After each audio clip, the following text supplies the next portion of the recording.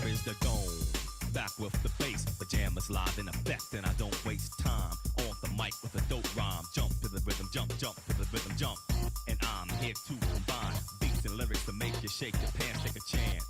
Come on and dance, guys, grab a girl, don't wait, make a twirl. It's your world and I'm just a squirrel, trying to get a nut to move your butt to the dance floor. So yo, what's up? Hands in the air, come on, say yeah. Everybody over here, everybody over there. The crowd is live and I will fool this fool. Party people in the house, move.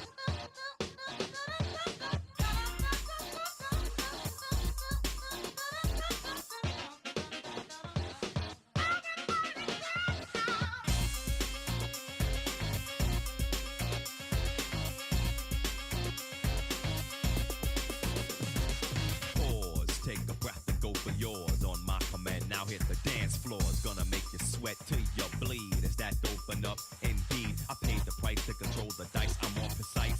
To the point, I'm nice. The music takes control. Your heart and soul unfold. Your body is free and behold. Dance so you can't dance, so you can't dance no more. Get on the floor and get raw. Dip, come back then upside down. Easy now. Let me see you move.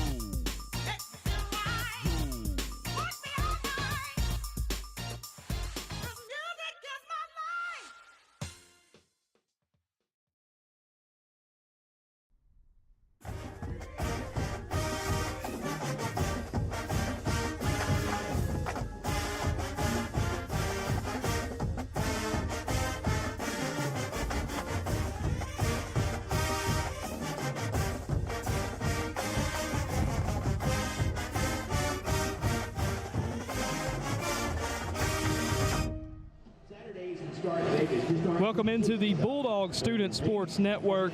We've got Mississippi State and Tennessee on tap for you today. I'm Ty Goldman alongside Connor Davis and our producer Josh Wilson. Welcome into the Bulldog Student Sports Network. Excited to broadcast this ball game to you today. The first conference game for the Mississippi State Bulldogs this season. The Dogs are 4-0 coming into the ball game against Tennessee. A win over top 15 at the time Arizona State, and then wins over Southern Miss, Alcorn State, and Northern Illinois. Tennessee comes in 3-1 and 0-1, having already played a conference game. Wins over Syracuse, East Tennessee State, and UAB, and a loss to Georgia in overtime in Knoxville. All time, Tennessee leads this series 30-16-1. This will be the 48th all-time meeting between the two. UT won last year in Knoxville 33-14 en route to a college football playoff appearance. Mississippi State last won in this matchup in 2012, back when Tyler Russell was slinging the pill for Mississippi State. It was a 41-31 win for the Bulldogs on a fantastic night in Starkville, Mississippi. The series all-time in Starkville is tied 5-5, and State is 2-8 in the last 10 matchups. In this rare SEC matchup, State has not played Tennessee as much as you might would think since 2000. This is a rare matchup. Finally get to play them back at home for the first time in 13 years. And here we go. So that's kind of the stats for the matchup and everything in between. So now let's talk about the ball game itself. Connor, I want to talk to you now. I did all that talking right there. I want to talk to you. So first, we'll talk about the offense for Mississippi State and what we want to do. And we kind of, before in the press box earlier, kind of talked about one point, and that is offensively we need to score early and often. And also, don't be afraid to kind of slow the pace of play a little bit, especially against this Tennessee offense, trying to keep them off the field. For lack of better words, you have to almost emulate this Tennessee offense. We understand that they go hot and ready when it comes to the first quarter. And we're not talking Little Caesars. We're talking about this Tennessee high-powered offense led by none other than head coach Josh Heupel. Now, if you look at their first quarter offense just this season, in every single game they have played this season, they have scored at least 2 touchdowns every first quarter. If you cannot hold them to less than 2 touchdowns in this first quarter, you cannot allow this game to get out of grasp that early. You have to keep scoring with them, keep up with them. They have an offensive coach versus an offensive coach. Let's see what they can do offensively against each other. Don't let Tennessee out the grasp in the first quarter. Let's see what we can do when this ball game comes and starts. So a way you can do that, right, is you got to attack Tennessee's secondary. They're still without Jermod McCoy and Ricky Gibson. They're 2 top corners that were coming into the year that they were really excited about. You got to attack that secondary. Talk more about that, Connor, and how Tennessee's pass defense has fared this season. Well, if you look at it, Todd, and you look at the amount of first downs Tennessee has given up, they've given up 80 first downs on the season. 22 of them have been on the run, but let's look at that bigger number. 50 of those 80 have been on the pass. You really have to attack that secondary if you want to get any offense going. This is the way you beat Tennessee. You look in the past couple games. What were they down against Georgia? 21-7. But what happened when Gunnar Stockton went out there and started slinging? They came up, took Tennessee to overtime, and ended up winning the game by 3. That's exactly what you have to do against Tennessee. If you look at how many yards they give up per game defensively, Tennessee does. It's 372.3. Almost 2/3 of that 372 yards per game are passing yards. We have to attack that secondary. It has to be great.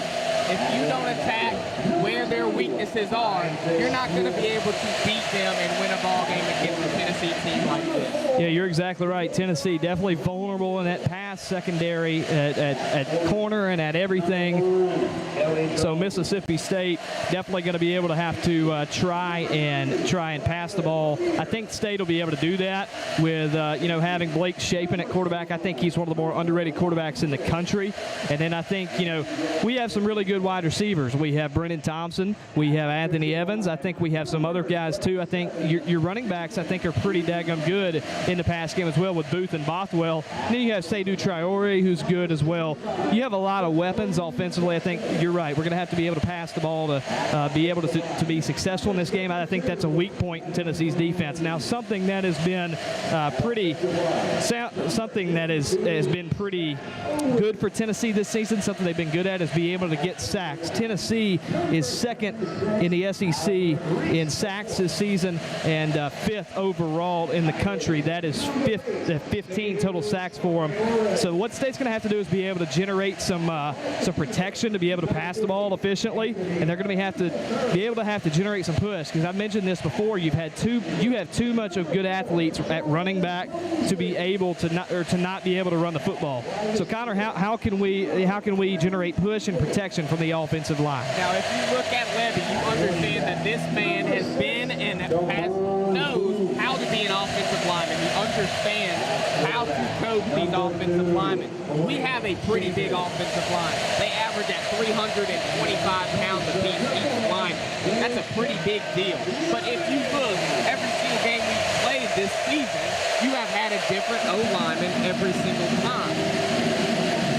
That's a pretty big issue. We have to understand that what guys are going to be good to protect Blake Shapen. We have to protect them against this Tennessee defensive front, because if you look, they can generate pressure and they can score the ball defensively as well.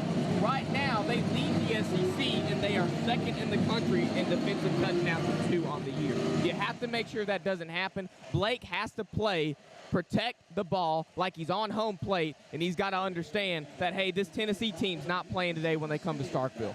Now we'll talk about defense for just a moment. I think one thing that's going to be big in today's ball game is State's going to have to generate some pressure defensively. Tennessee has done pretty good with not allowing very many sacks against their quarterback in Joey Aguilar. But I think one thing, and we'll let you talk about this, Aguilar has struggled on the road and has thrown a lot of picks on the road. So maybe if you generate some pressure, you might be able to maybe force some of those interceptions that he's been prone to during his career. Now, we were looking up stats last night trying to prepare for the game, and shout out to my dad because he ended up giving us a pretty good stat that we need to talk about during this game. On the road in his career, Joey Aguilar is 4-9 in true road games. What I mean by true is if you look back at Appalachian State, they played Troy in the conference championship, and they ended up losing that. So technically that was a road game, but we're going to call it 4-9 in true road games. In those road games, he has thrown 18 interceptions of his 27 career interceptions.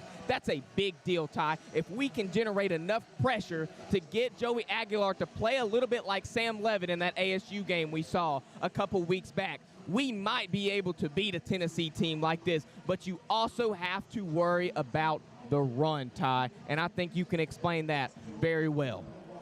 Yeah, the run is a big thing, and also I want to mention, too, while we were talking about turnovers and interceptions before we get to the run game, you had Tennessee overall under Josh Heupel 22-5 when they win the turnover battle, so that is really good. And something that State has been good at this season, I feel like, is forcing turnovers. 6 turnovers in 4 games for Mississippi State this season, and Tennessee has turned the ball over 6 times in 4 games as well. So something that, maybe a weak point Tennessee's offense, if you can force some pressure somehow, and that comes with being able to bring different kinds of blitzes or anything like that, bringing 4 or 5 or 6, anything like that, you might be able to get some pressure. You might be able to force some interceptions, which would give some possessions back to your offense, which is big in this game because of just how good Tennessee's offense is. It's one of the best in the country. But yeah, let's talk about the run game. UT over the past 4 years, 2,500 plus rushing yards in each one of those seasons. That is a program record. They have never had that level of dominance running the football ever in Tennessee football program history. So the big thing, and we talked about getting pressure, but in the run game, it counts in the run game too.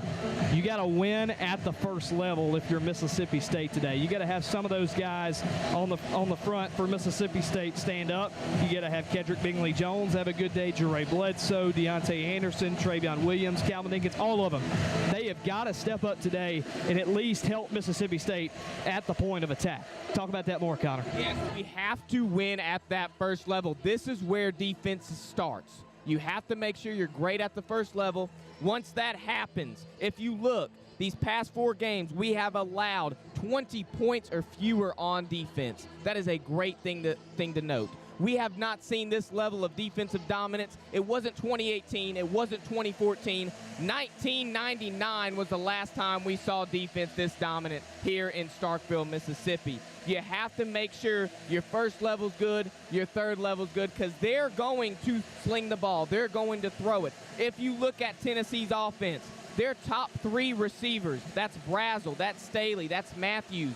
They are all top 15 in receiving leaders in the SEC. You have to make sure you can cover your secondary. You have to make sure you can cover the first level. And if that doesn't work, we have to make sure our linebackers, our second level, is good enough and smart enough not to bite on a run and make sure that they can get back in a pass fast enough to where we won't be caught off guard once Tennessee and this high-powered offense hits. Yeah, we'll have to see. We will have to see if State can sort of be able to handle this Tennessee offense. It's one that has had a lot of success this season. Tennessee, 41 points against a really good Georgia opponent. It generally has a really good defense. They got on Georgia 21-7 early in the first quarter. I talked with our guy John Wesley Cochran, who was up here in the press box and everything earlier, and I mentioned to him, and I talked about this with you too, Connor. I mentioned that, Mississippi State has got to start a lot faster. Mississippi State has got to start fast in this ball game. Tennessee is outscoring opponents 83-7 in the first quarter. That is a really high mark. So we're going to have to see if Mississippi State is able to, be able to weather the storm in the first quarter and then be able to play consistently throughout the rest of the ball game. But that's going to end the pregame show here on the Bulldog Student Sports Network. So we'll have the famous Maroon Band come on and play do their pregame, and then we'll come back after the Bulldogs have run out of the tunnel and taken the field. But I appreciate y'all listening to the pregame show here on the Bulldog Student Sports Network. In just a moment, we'll have live for you on the network Mississippi State and Tennessee. You're listening to Mississippi State football on the Bulldog Student Sports Network.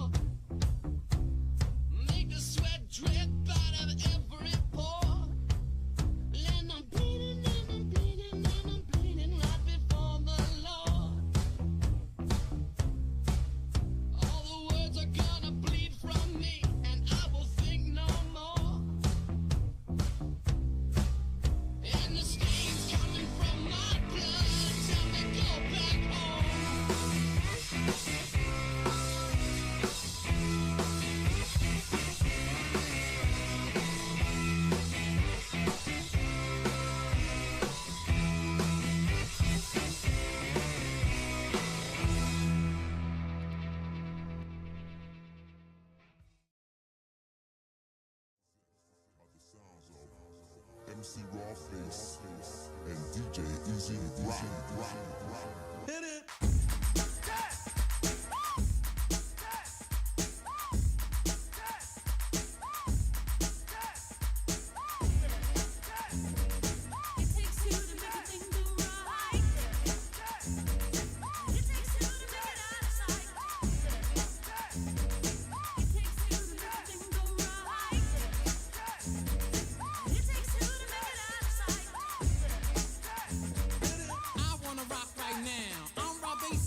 To get down, I'm not internationally known, but I'm known to rock the microphone because I get stupid, I mean outrageous. Stay away from me if you're contagious, cause I'm a winner, no not a loser. To be an MC is what I choose. Ladies love me, girls adore me, I mean even the ones who never saw me, like the way that I rhyme at a show. The reason why, man, I don't know, so let's go, cause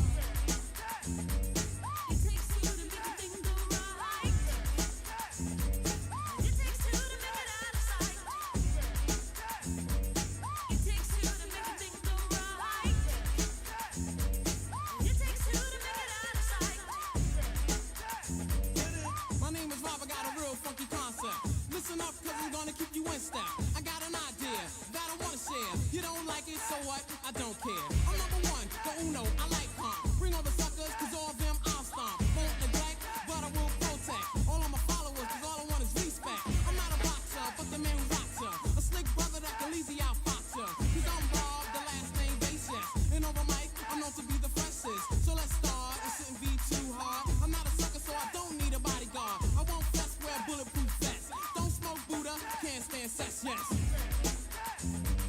It takes two to make a thing go right. It takes two to make it out of sight. It takes two to make a thing go right. It takes two to make it out of sight. The situation that the bass is in, I'm kinda stingy, that's why I don't wanna win. A funky rhyme to a foe or a good friend. Now listen up, cause I want you to comprehend. Cause I'm the leader, the man, superior. I take curia and then you get wearier. So that's it, my rhymes are not counterfeit. The record sells, which makes this one a hit. It won't hurt to listen to Red Alert. Take off the shirt, make sure I don't hit the dirt. I like the kids, the guys, the girls. I won't get done cause this is raw-based world. I'm on a mission, you better just listen to my rhymes cause I'm all about dissing cause it takes two to make a thing go right. It takes two to make it out of sight. It takes two to make a thing go right. It takes two to make it out of sight. I stand alone, don't need anyone, cause I'm raw, just came to have fun. Don't need friends that act like foes, cause I'm raw, based, the one who knows about things that make you get weary. Don't cheer me, just hear me out, cause I got the clout. Shout before I turn the party out. I won't stutter, project my voice, speak clearly, so you can be my choice on stage or on record. Go to the Wiz and select it. Take it off the rack, if it's whack, put it back. I like the Whopper, the Big Mac. If you want static, so let's go. So throw up your hands, go for what you know. Bro, I got an ego. Yo, talking to me? No. Oh, cause Robbers in the front, Easy Rockers on the back up. We're not soft, so you better just slack up. Cause I'm cool, calm, just like a breeze. Rock the mic with the help of Easy Rock. On the set, the music play. Only cuts the records that I say. It takes two to make a thing go right. It takes two to make it out of sight. It takes two to make a thing go right. It takes two.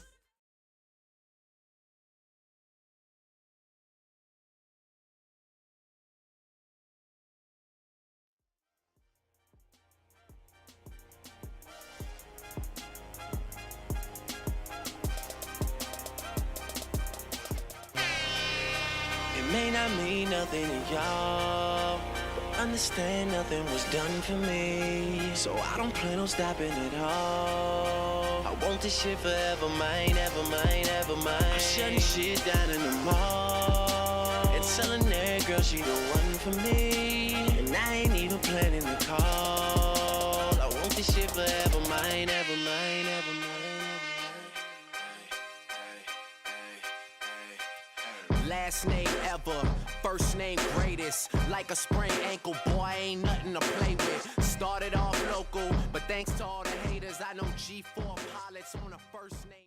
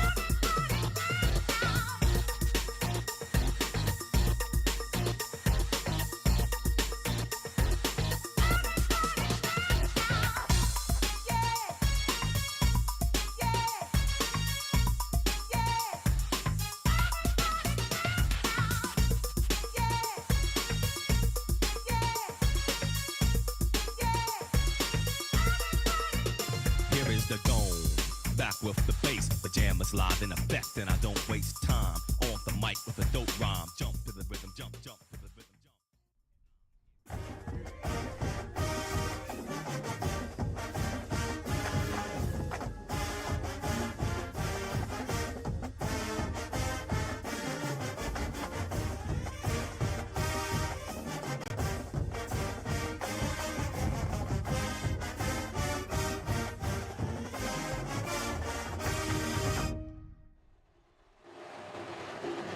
Welcome back into the Bulldog Student Sports Network. Again, I'm Ty Goldman alongside Connor Davis, Josh Wilson, our producer.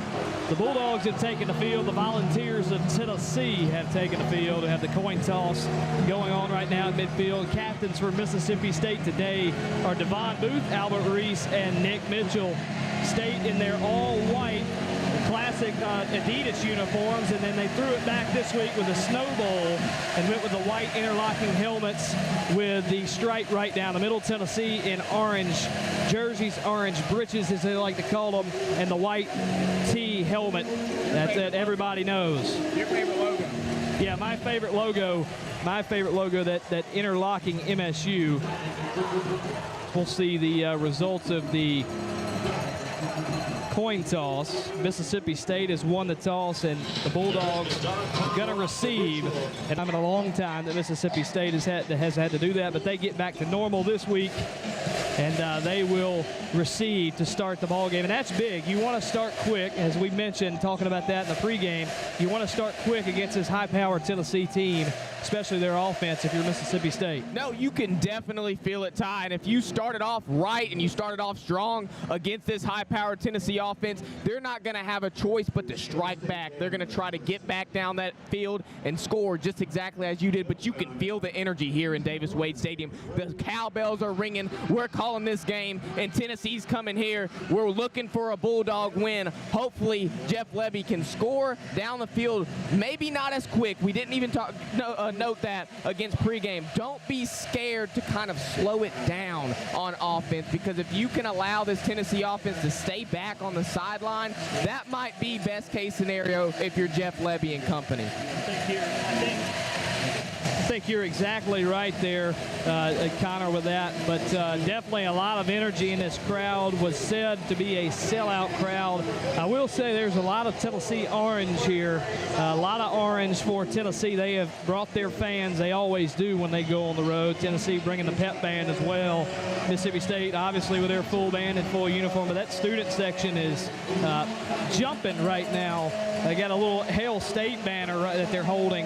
But, yeah, this is one of the biggest ball games in a long time for Mississippi State, especially conference-wise. And we're excited to be able to call this one, excited to be able to watch this one, especially for both of us as Mississippi State students. Now, are we going to say that this might be a 2014 Auburn-type crowd? Are we going to put that standard today here on Tennessee? Well, it's filled up. It is filled up here at Davis-Wade Stadium, and it's filled up for the first time in quite some time. So very excited to have a crowd like this, and we are just about set to get underway. Tennessee going to kick this off to Mississippi State.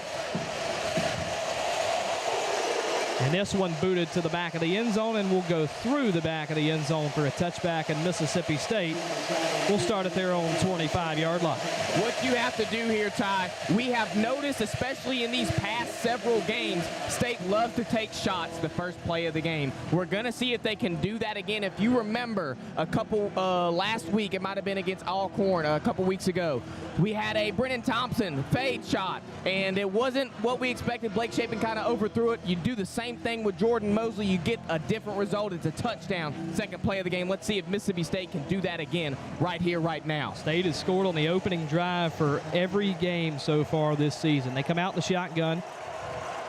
Mosley will go in motion to the far side. Shapen looking to pass, finds Mosley on a hitch, but only a gain of about 2 yards. Tennessee all over that one.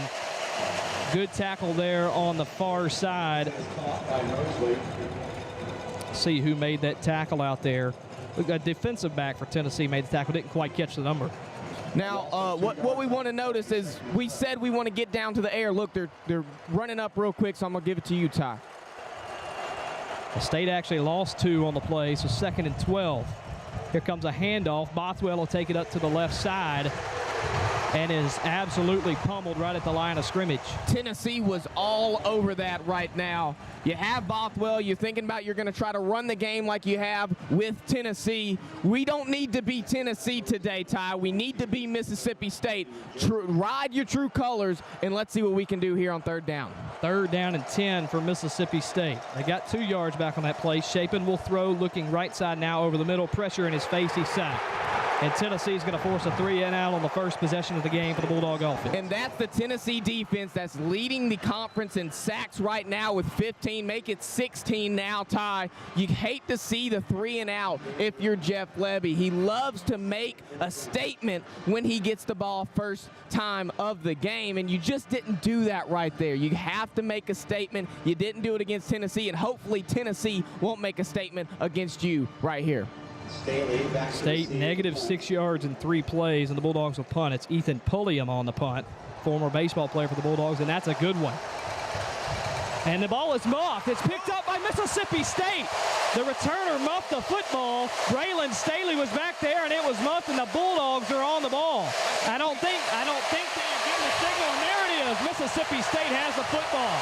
I think we got that one, Ty. It's getting loud here in Mississippi State. We're having to cover our microphones with our hands. It might be a little bit hard for people listening. I apologize about that, but it is Mississippi State football in Tennessee territory, about the 24-yard line. That is the statement we were talking about. You couldn't do it on offense, but you did it on special teams. That's what I'm talking about if I'm Jeff Lebby. You usually see Boo Carter back there. I saw him a lot last year for Tennessee. You usually see him back there returning punts. They bring on Braylon Staley, the redshirt freshman who's been their third main wide receiver this season. He just muffed the football. And State starting in the red zone. Man, you talk about gaining a possession back. There's the turnover right there we were talking about. So State will start in the shotgun. It's Camario Taylor now in the backfield. And then they'll hand it off to Anthony Evans, trying to get outside, near side, trying to turn it upfield. Only gains about 2 yards. Little trickery in the backfield there. Lebby's going to reach into his bag or try to. Here we go. We're going to hurry up right here for Jeff Lebby's offense. State still with Camario Taylor out there. He's actually lined up in the far side slot with a couple of running backs in the set. They'll toss to Camario Taylor. He'll cut up field, a stiff arm to the 15-yard line, and it'll be third down at about 3rd down at about 4.5 for Mississippi State. You need to make a touchdown. You need to get a first down here. We talked about it, how the first downs that have been scored against Tennessee's defense have all been majority of the pass. Let's see if we can get a good pass conversion right here. You feel like this is a big possession in the game. You really want a touchdown here. Chapin in the shotgun, 2 receivers to each side. Traore in the slot to the far side.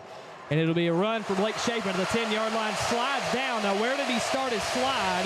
The head judge on the near side sideline will say first down. He started his slide after he gained the first down. So State has a first and goal at the 10-yard line. I wasn't really looking at the first down. It might have been a late hit right there, Ty. I was wondering if the referee, would have called that. So first and goal for Mississippi State at the 10. Anthony Evans in motion to the far side. Handoff Devon Booth. He's stuffed at the line of scrimmage. And a flag thrown, that Tennessee defender right there, Joshua Joseph, slammed him into the ground after the whistle was blown, and that certainly deserved a flag. A bad mistake from Tennessee. Josh Heupel kind of trying to get an explanation about it.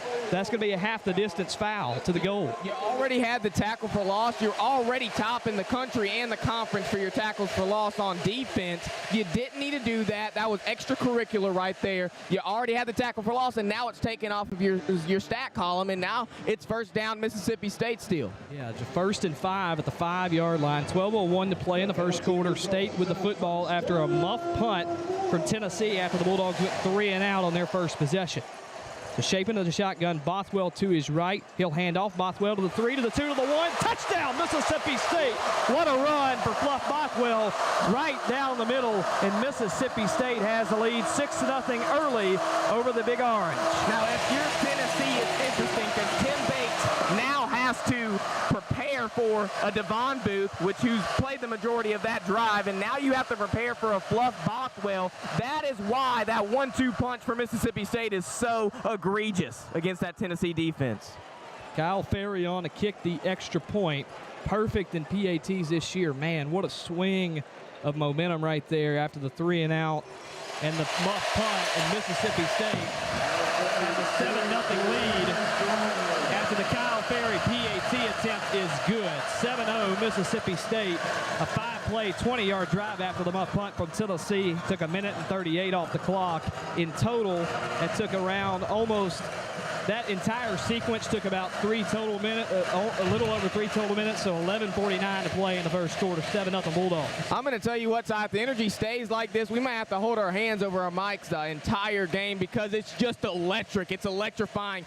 Jeff Lebby, what he has done this year is so great for Mississippi State football. He's trying to establish this winning culture. You start 4-0 for the first time since Dak wore his maroon and white, and now you're seeing greatness on the football field. You have the momentum. You're up 7-0. You need to keep it here. You're about to get a special teams play again. Let's see what they can do on special teams because they did something so great during that punt. Yeah, I mean, just being able to recover the punt right there, or recover the muff punt right there, was just absolutely huge. I didn't get quite the number on who recovered it, but I know Mississippi State did. Obviously, that's why we just scored. But that's so big to do that, just capitalize on mistakes. I think we've talked about that, me and you, over the week. State's got to be able to capitalize on any mistake that Tennessee makes. Tennessee makes one right there. State's able to score in 5 plays, take it from the 20 to the Maroon Bulldogs end zone. Just a good job by State, just capitalizing right there. Now, what you like to see, and I'm going to let you talk about this, you have that setback, the 3 and out to start, and then you have to punt, but it's great to see Mississippi State's offense jump right back into it after a burst of momentum. Oh, I love it. I love it, Ty. And if you are Coleman Hutzler right now and you're preparing for this Tennessee offense, you have to see exactly what we saw whenever we kind of looked at that Alcorn tape. If you haven't seen it, it'll be up soon. But we looked at an Alcorn tape the other day, and we saw how exotic Coleman Hutzler can be now. He's improved so much over the past year. It's incredible to see. We saw that Mississippi State looks like they're preparing for the pass, but they're going to prepare for the run, and that's exactly the defensive packages you have to show, because we know Tennessee is a dang good running offensive team. They're a dang good offensive team in general, but right here, I'm thinking they're going to try to establish the run game, make our defense a little heavy in this first quarter so that they can go up like they did against Georgia. Now, I just got word, thanks to my dad, you thanked your dad earlier, but thanks to my dad, Xavier Gayton with that muff punt recovery at the 20-yard line. We talked about Xavier Gayton. He's moved up into the 3rd running back position on the depth chart. He has been just a player that can, now you see that with recovering a muff punt. He can do everything. I mean, I've talked highly about Gayton a lot this year. He has been really good running the football, but makes that play right there to recover the punt. You talk about capitalizing on plays. That's exactly what Xavier Gayton has been able to do this season. Yeah, he's run the ball really well. A couple of big runs, scored a touchdown in back-to-back weeks, so he has been big. We'll see maybe if he gets any action offensively. But for now, State's defense is going to take the field for the first time. About 5 seconds left in the TV break. And the red man will come off the field, and we're ready to play ball. Tennessee with 2 return men back at the goal line, and Kyle Ferry on the kick back to the Volunteers. This one booted through the back of the end zone for a touchback. Tennessee will start it there on 25-yard line, and here come the Cowbells. He almost made that field goal right there, and I'm sure the Cowbells would have been so excited about something small like that. You see Dak Prescott on the Titantron every once in a while, and the Cowbells get heavy, the yells get screaming, and now you're at a situation where we need that energy to stay throughout this drive, especially because if Tennessee gets hot, it's really, really hard to get them back to get cold. We need to make sure we can stop them here for their first offensive drive. So Joey Aguilar will come out, the Tennessee starting quarterback in the shotgun. 2 receivers the far side, 1 to the near side. They'll go play fake, and they'll throw first play of the game. Aguilar over the middle, wide open to Braylon Staley. He's up to the 50 and down to the Mississippi State 49-yard line. A 26-yard pass on first down for Tennessee, and here they go with their pace. That was so good right there. He stood right in the middle of State's zone and was able to get that. Now Tennessee will hand the football off. Takes it down around the 45-yard line to the 46. It looks like Deshaun Bishop was the ball carrier for Tennessee. Redshirt sophomore out of Knoxville, Tennessee. 38 carries and 263 yards coming into the ball game. Second down for Tennessee. Play fake. Aguilar looks near far side, and the ball's incomplete, and a late flag thrown on Kelly Jones. That'll be his first pass interference called this season. Chris Brazel was the intended receiver, and so that'll move the chains for Tennessee in a first down. I don't know if I like that call, Ty. If you thought it was pass interference, call it while it's pass interference. Don't call a late flag like that. Let the play go, and if you see the pass, call it. But if you don't, let the play stand. It was definitely a little late. I thought initially it looked like Jones kind of pulled at the hips of Brazel there. Maybe a good call, just a little late of a flag. So 1st and 10 for Tennessee at the Bulldog 34-yard line. Shotgun set, and they'll hand it off. Down inside the 30, Bishop now down inside the 25-yard line, and a first down for Tennessee to the Bulldog 23-yard line, 11 yards on the carry. And they are going, this is exactly what Georgia was at fault for in this first quarter, was letting the Tennessee offense roll. 1st and 10 at the 23 for Tennessee. They'll go with a tight end screen. Miles Kitzelman near the near side runs it up to the 21, or down to the 21 rather. Maybe a gain of about 2.5 yards on 1st and 10 for Tennessee. Now they're going really fast paced to try to catch this defense off guard, and what the state's defense has been able to do is they're playing really, really aggressive. They're trying to turn the ball over to win that turnover battle, so we don't see that 22-5 that Josh Heupel's known for when he wins that battle. Tennessee taking their time now. Shotgun set, Bishop in the backfield.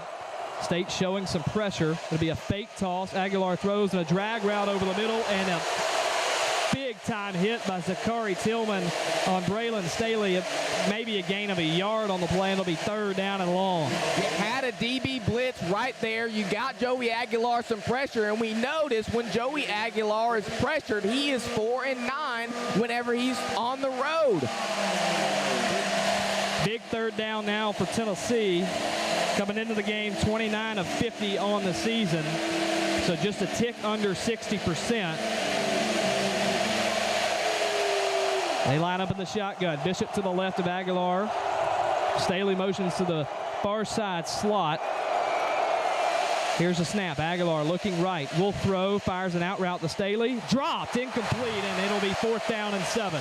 Now, if you're Josh Heupel right here, I would not be aggressive. Send your kicking unit in. Take the points, because you saw what Mississippi State could do once they can capitalize on a mistake. You have 7 points on the board for Mississippi State. Take your points. Let's see what you can do on defense, because you had a 3 and out, the first offensive drive. So I think taking your points here is the right call.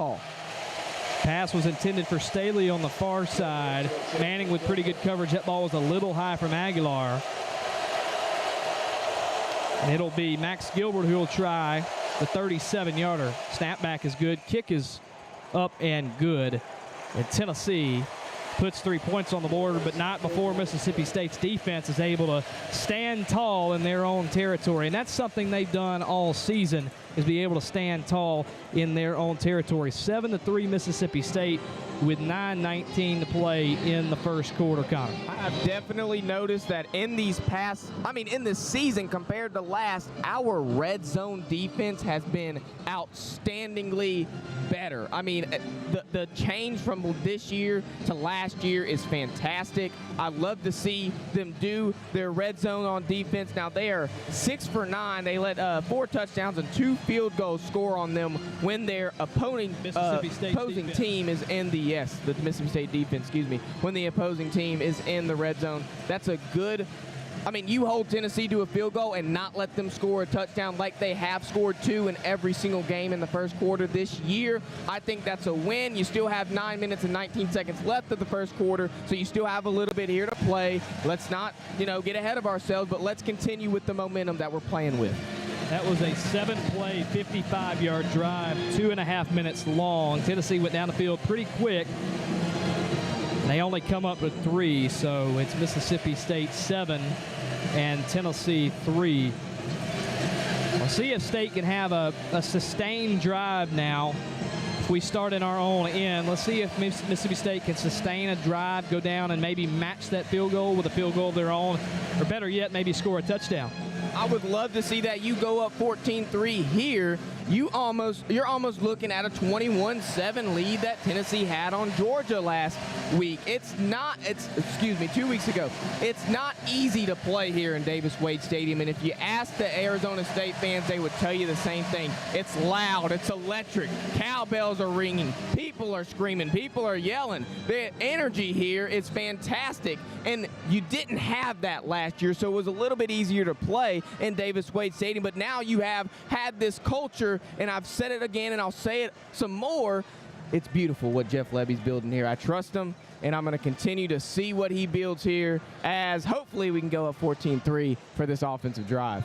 It'll be interesting to see, too, what State does with personnel. You know, they had Camario Taylor in for 2 plays in that 5-play drive last time after the muff punt. So it'll be interesting to see what State does with Camario. They like to bring him in run scenarios, so we'll see how State fares with Camario Taylor and his availability in the ball game. But yeah, he's definitely a lightning quick runner and a powerful runner, so it'll be interesting to see what we do with that.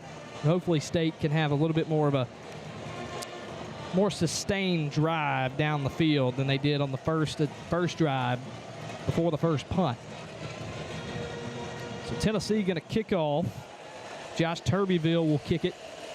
Also a Knoxville native, redshirt junior. Tennessee lines up in kind of a bunch formation in their hands team on both sides. Now they spread out. And Turbyville will boot this thing back. Devon Booth will let it go over his head and into the end zone for a touchback. Mississippi State will start at the 25 once again. Now, have you seen Star Wars, Ty? It almost looked like he was using the force there when everybody was bunched up and he went, bam, put them hands out, and everybody started lining up on that kickoff return. I don't know what they're trying to do on special teams, but it's not good enough if you're Tennessee. Mississippi State already is winning that special teams battle right now. It's definitely an interesting strategy, special teams. A lot of teams like to mix up that kickoff formation every now and then. But Tennessee does it right there. State will start their own 25. Shapen lines up in the pistol with Booth right behind him. 4 down linemen for Tennessee and 7 in the box. Shapen looking to the sideline. 2 tight ends in the set for State and a receiver to each side. Here's the snap. It'll be a stretch play out to the near side. Booth around the right end, trying to get back to the 25, and he cannot. Tennessee all over that run game for Mississippi State.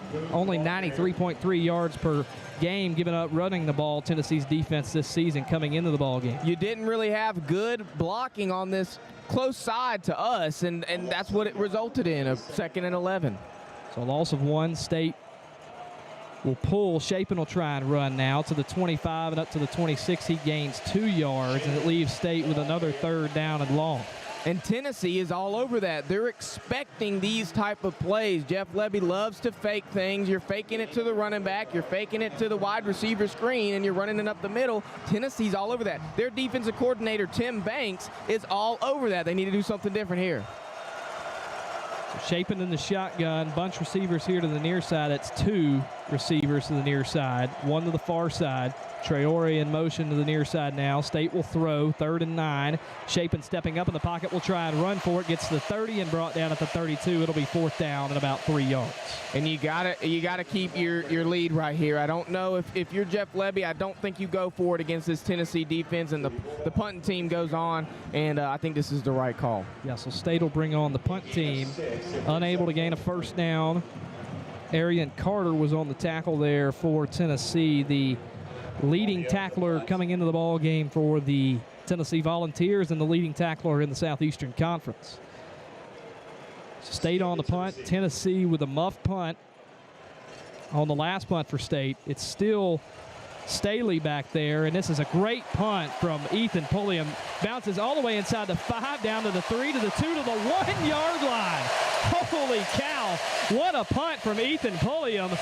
There's been kind of a punter battle in that Mississippi State special teams between Nathan Tice and Ethan Pulliam. I think you can look at it and say Ethan Pulliam is your guy. A punt all the way to the 1-yard line for the former Bulldog baseball player. I mean, that is two perfect. Can I say perfect? Those two punts that he has had, those are two perfect punts. I mean, one on the 1 yard line, one was a turnover, and you got to think right here, you're going to send some pressure if they're on the 1 yard line. Try to get a safety, get the ball back so your defense isn't on the field too long. Well, yeah, that first punt made, Staley move back, too. It was tough to catch. And then that one, all the way to the 1 yard line, really good. Tennessee with 4 in the backfield three beside Joey Aguilar. Looks like they might try and run the football here. And they do. Handoff will take it to the 3 yard line. Looks like that was Star Thomas on the carry for Tennessee. It's a gain of 2. Check that, gain of 3 to the 4. He was lined up almost in like a fullback formation right behind Joey Aguilar right there. I kind of like the play call because you got a little bit of those yards, and now you got a cushion. Still a heavy set in the backfield. 2 tight ends with Star Thomas to Aguilar's right. A play fake now. They'll throw deep. Wide open is going to be Mike Matthews. He takes it down to the Mississippi State or Tennessee 40 and up to the 44-yard line. A big play for Tennessee to get out of their own end zone. Now that was Diego Brumfield that got torched on that play. He was pressing just a little bit too much, trying to expect the run, I guess, and he just got torched by Matthews. Now Matthews is top 15 in the SEC for receiving yards, and now he's probably scaled up a couple notches with just that play. Ball at the 47-yard line. That was a 43-yard toss to Mike Matthews. But Tennessee will slow it down a little bit. We'll have Star Thomas in the backfield. All 3 of their main guys at receiver in there: Brazel, Matthews, and Staley. Kitzelman also is a fullback in the set, but he plays tight end usually. Star Thomas takes the handoff and whistles blow, I think maybe a timeout.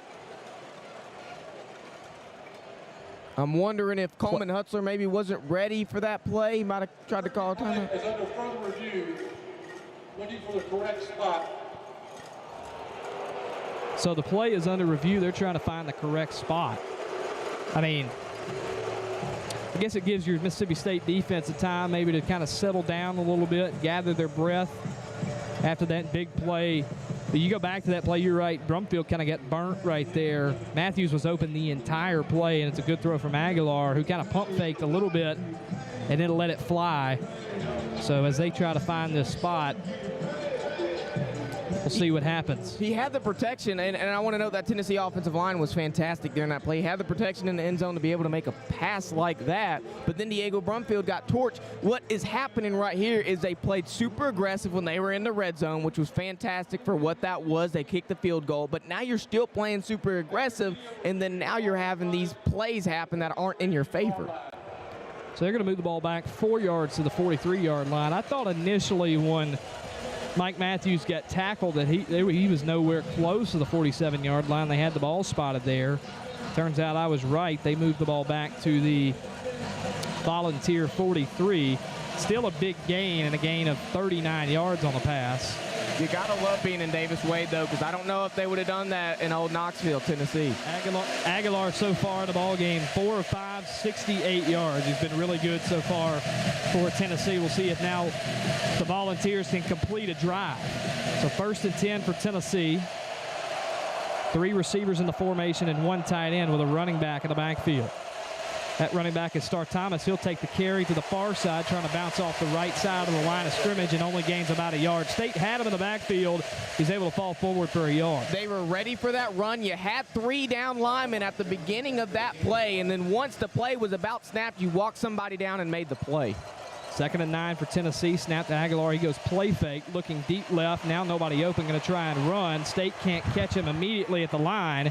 Zakari Timmon will push him out about a yard shy, maybe 2 yards shy of the first down. So a gain of 7 for the Tennessee quarterback. I'm seeing a lot of holding on that offensive line for Tennessee. I'm not sure why the refs aren't calling it, but I mean, if I can see it up here, they definitely can see it down there. I would have loved a holding called out now, but you know, 3rd down, we'll see what we can do. State subs some new defensive linemen into the ball game. 3rd down and 2 with the ball at the Bulldogs' 49-yard line. 2 receivers here to the near side, 1 to the far side. Star Thomas in the backfield with Kitzelman as the up back. 6 in the box for Mississippi State. They'll send Thomas out wide here to the near side. He drops the football. My goodness, that ball was, right on the money. I think he had the blocking here on the near side to gain a first down on the swing pattern. But, man, he just dropped the football. He definitely did. If he followed his blocks right there, that would have been a first down if he would have caught it. But, this state defense still has this aggression, this energy piped up in them, and they're not going to let Tennessee get that first down too easy. They have a 4th and 2 here, and Josh Heupel has elected to punt the ball. Anthony Evans to return for State has been electric for the Bulldogs in the punt return game this season.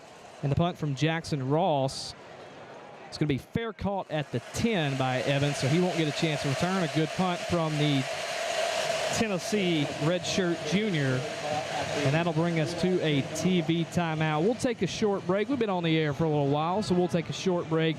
5 minutes to go here in the first quarter, and pretty much an action-packed first quarter so far. Mississippi State leads the number 15 Tennessee Volunteers 7-3 with 5 to play in the first quarter. You're listening to Mississippi State football on the Bulldog Student Sports Network.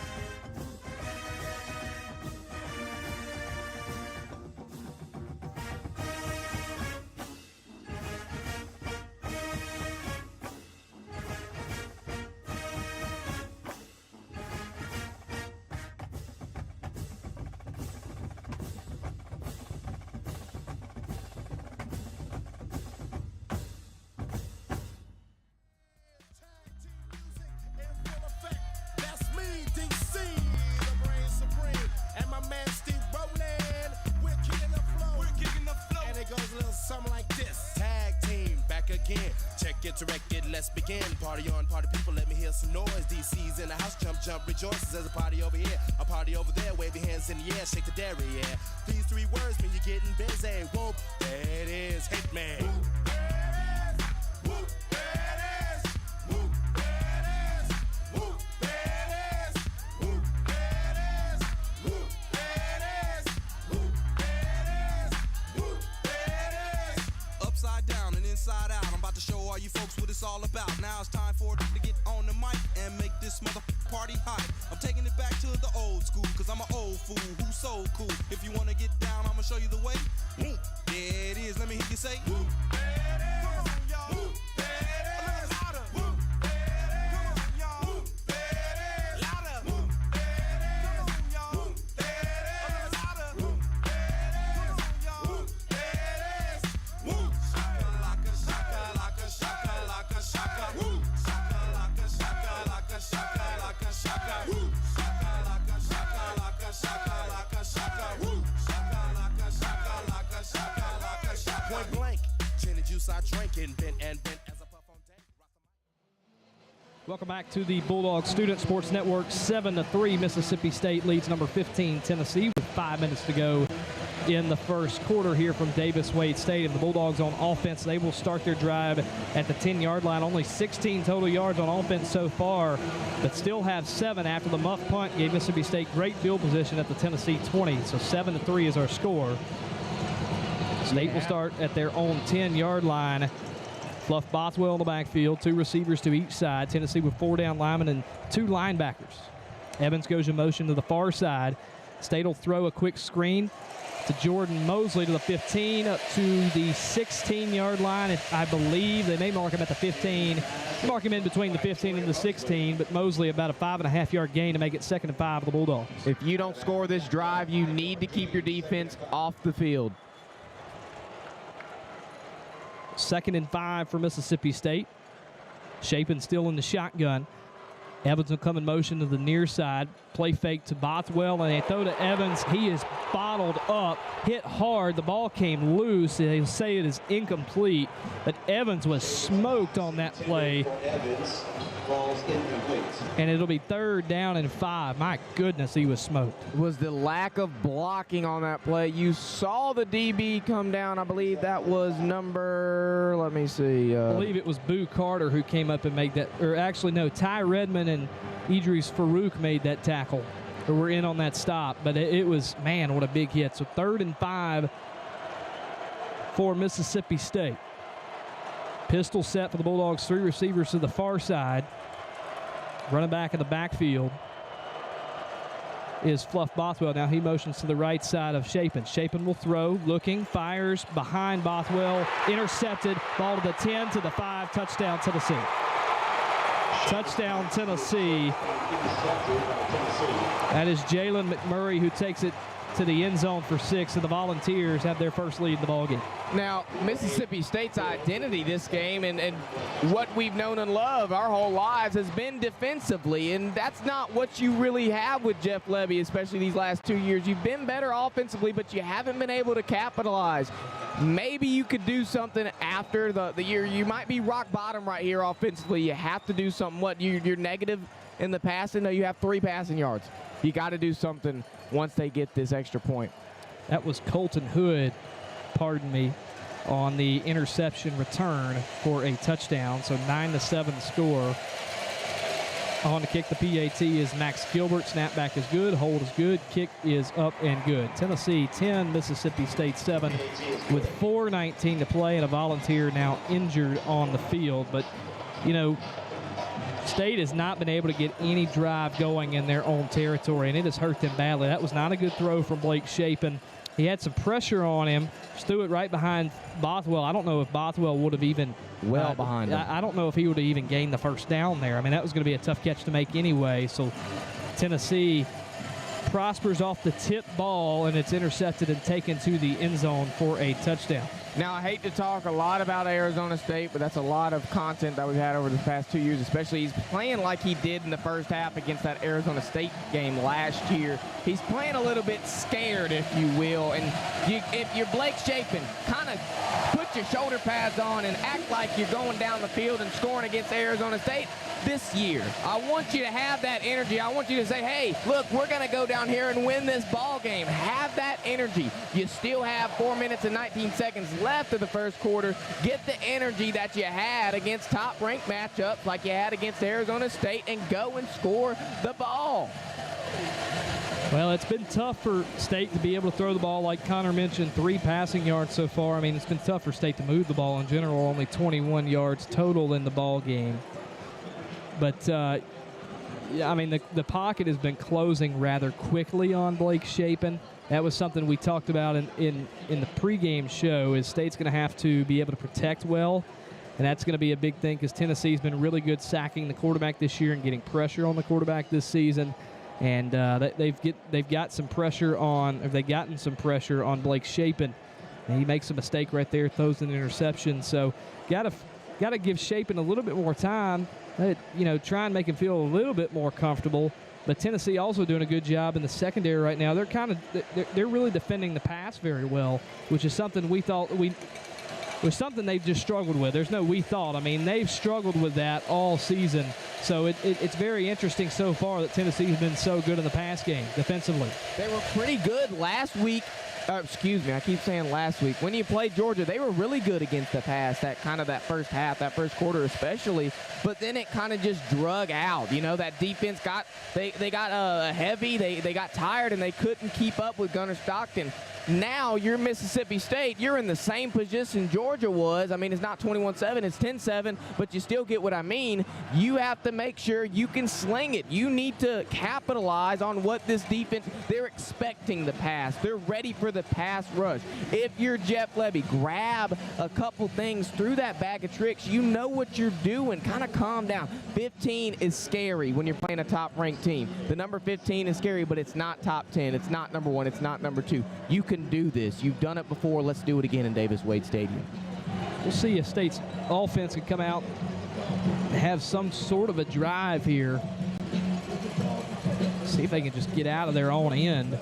But 10-7 with 4:19 to play in the first quarter, Tennessee leads. If I would have told you, though, almost or over 2/3 of the way through the first quarter that Mississippi State's defense has only allowed 3, you would think State would be up right now. It's a different story. Tennessee's defense has gotten the score, and it's 10-7. So credit to Mississippi State's defense and their special teams for how they played, but State's offense has got to be excellent today if they want to win this ball game. Here comes the kickoff. It's drilled through the back of the end zone for a touchback, so State will start at their own 25 for the third time today. And tough enough to believe, too, State has had 4 drives already in this first quarter. Only one scoring drive that started at the Tennessee 20. The drives that started at the 25, 3 and out and a punt. The drives that started at the last drive that started at the 10, a pick 6. If you want to make something happen, you got to do it yourself. That's what they say. Don't get handouts and start at the territory and score. You got to score with what you're given with. You're at your own 25. Let's see what you can do on 1st and 10. State in the shotgun. 2 receivers to the near side, 2 to the far side. Traore is in the slot to the far side. Play fake, Shapen sacked right at his face. He's hit right in the head and sacked. And it's going to be... I think that was Albert Reese right there. Yeah, Albert Reese gave up that sack. Tyree West with the sack for Tennessee. 42 West on the tackle.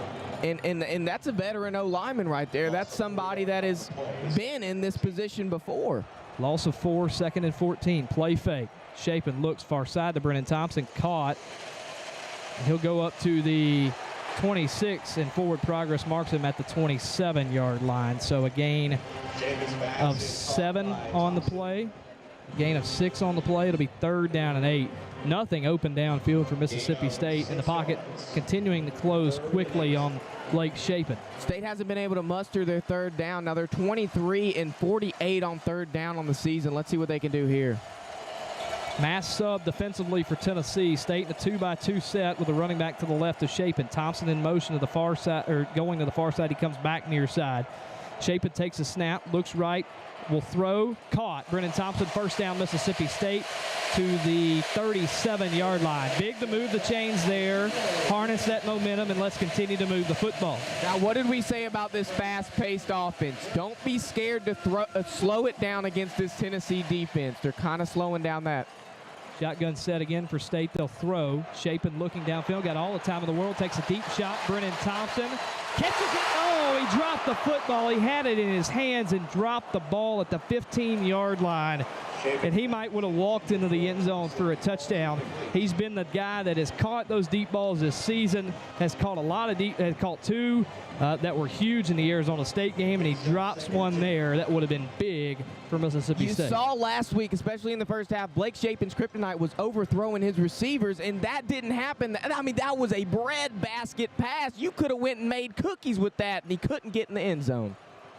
Shapen in the shotgun.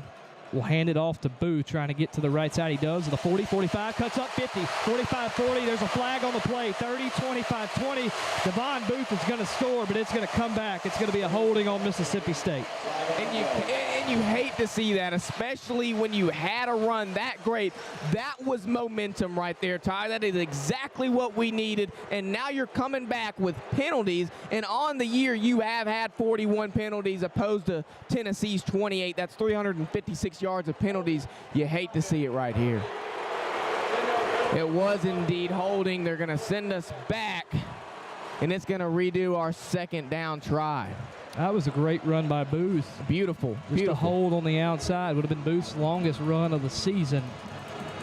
Followed his blocks, went through the holes he was supposed to. Amazing cuts. I mean, it's textbook running back right there. So that hold on Seydou Traore, it comes on 2nd down, so kind of maybe a little early to call, but kind of feels like a drive killer.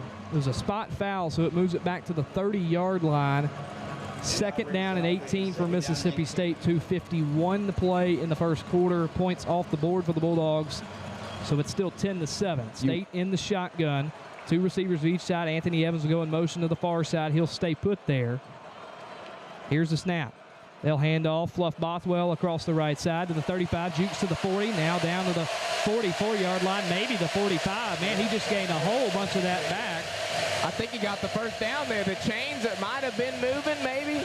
No, he's short. He's short by 4 yards, but my eyes are failing me. I mean, he gains 14 right there and makes it a 3rd down and manageable. Actually gains 15 yards and makes it 3rd down and 3. So the ball at the State 45, 1st down marker at the State 48-yard line. Bulldogs in the pistol with 3 receivers to the far side. 18 on the play clock, and Shapen will change the play at the line of scrimmage. Tennessee with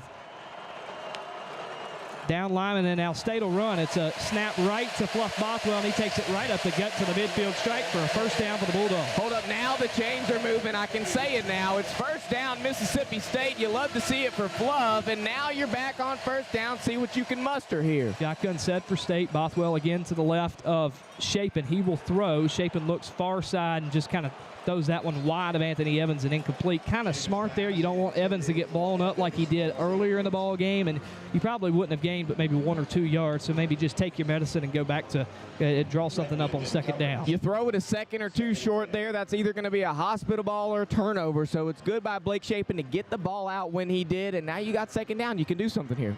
2nd and 10 for State at the midfield stripe. Booth in the backfield. They will hand it off to him. He's got a hold of the right side now to the 44-yard line of Tennessee, rather the 46-yard line. Got my hashes wrong. So taken down to the Tennessee 46. It'll be about 3rd down and 5 for Mississippi State. You might would think, too, this could be 4-down territory for the Bulldogs. What Jeff Levy is doing, he's seeing that right side is preparing for the pass, and now he's just running it there every single time. Shotgun set for State on 3rd down and 6. 6 in the box for Tennessee. Bulldogs go play fake. Pressure on Chapin. He throws right over the middle. Caught for Brennan Thompson. First down, Mississippi State. Man, Blake Chapin got rocked in the backfield, stood in there and made a heck of a throw, and it's first down for Mississippi State to the Volunteer 30. You have to love that RPO longer slant play they just called, and it was beautiful, drawn up to perfection. State in the shotgun. They'll hand it off to Von Booth. Nothing much there. Tennessee all over it, a gain of maybe a half a yard. He at least got back to the line of scrimmage. Clock running down here in the first quarter, under 50 seconds to play. State in field goal range. As long as you don't have any penalties or anything like that, big sacks that lose a mass amount of yards, but definitely in field goal range for Kyle Ferry. This will be a 47-yarder right now, but it's still second down. Shotgun set, Bothwell to the left of Chapin. Chapin goes play fake, will throw, out route caught to Anthony Evans, tackled about 3 yards shy of the first down marker. Check that 4 yards shy of the first down marker, tackled at the Tennessee 24, so it'll be 3rd down and 4 for Mississippi State. Another 3rd and manageable that they've had a lot on this drive. Now you have about 20-ish seconds left in the first quarter, 21 to be exact. You can let this clock go, there for a second, and you can have the timeout for 3rd down. And that's what State might be doing. They might try to draw them off sides here. Yeah, the clock was stopped on the scoreboard there for a second, and I knew that the game clock would be under the play clock, and it is. So that State going to run this time out in the first quarter, 1 second and 0. First quarter is over. Mississippi State trails Tennessee 10-7 after 1 here from Davis Wade Stadium at Scott Field. Bulldogs will trade ends. They'll go to the north end zone. When we come back for the second quarter, we'll stay here actually, but when the second quarter starts, State will have a 3rd and 4 on the Tennessee 24. The Bulldogs have had a lot of 3rd manageables on this drive. You know, you had the 2nd and 18, Connor. State able to gain 14 and then have a 3rd manageable. They've had 3rd manageable constantly on this drive, and State has been able to convert. Here's another one that we'll have coming up after the quarter break.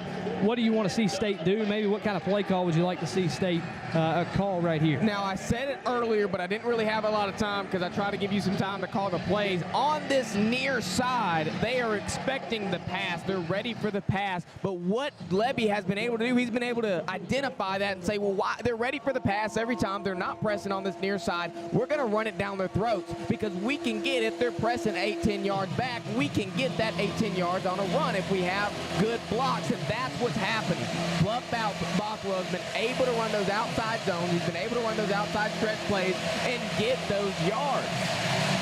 Now we've got the 1999 Snow Bowl team coming out for Mississippi State. A couple members of that team. I mean, they got fake snow flying everywhere. They got fake snow. Old Jackie Sherrill leading the charge here. Wayne Madkin out there. A couple of Bulldogs out there. Too bad Wayne Madkin can't be out there, or excuse me, Mike Wyatt can't be out there calling the game now for the Bulldogs. But Yeah, much of the members of the 1999 football team walking out of the tunnel right now.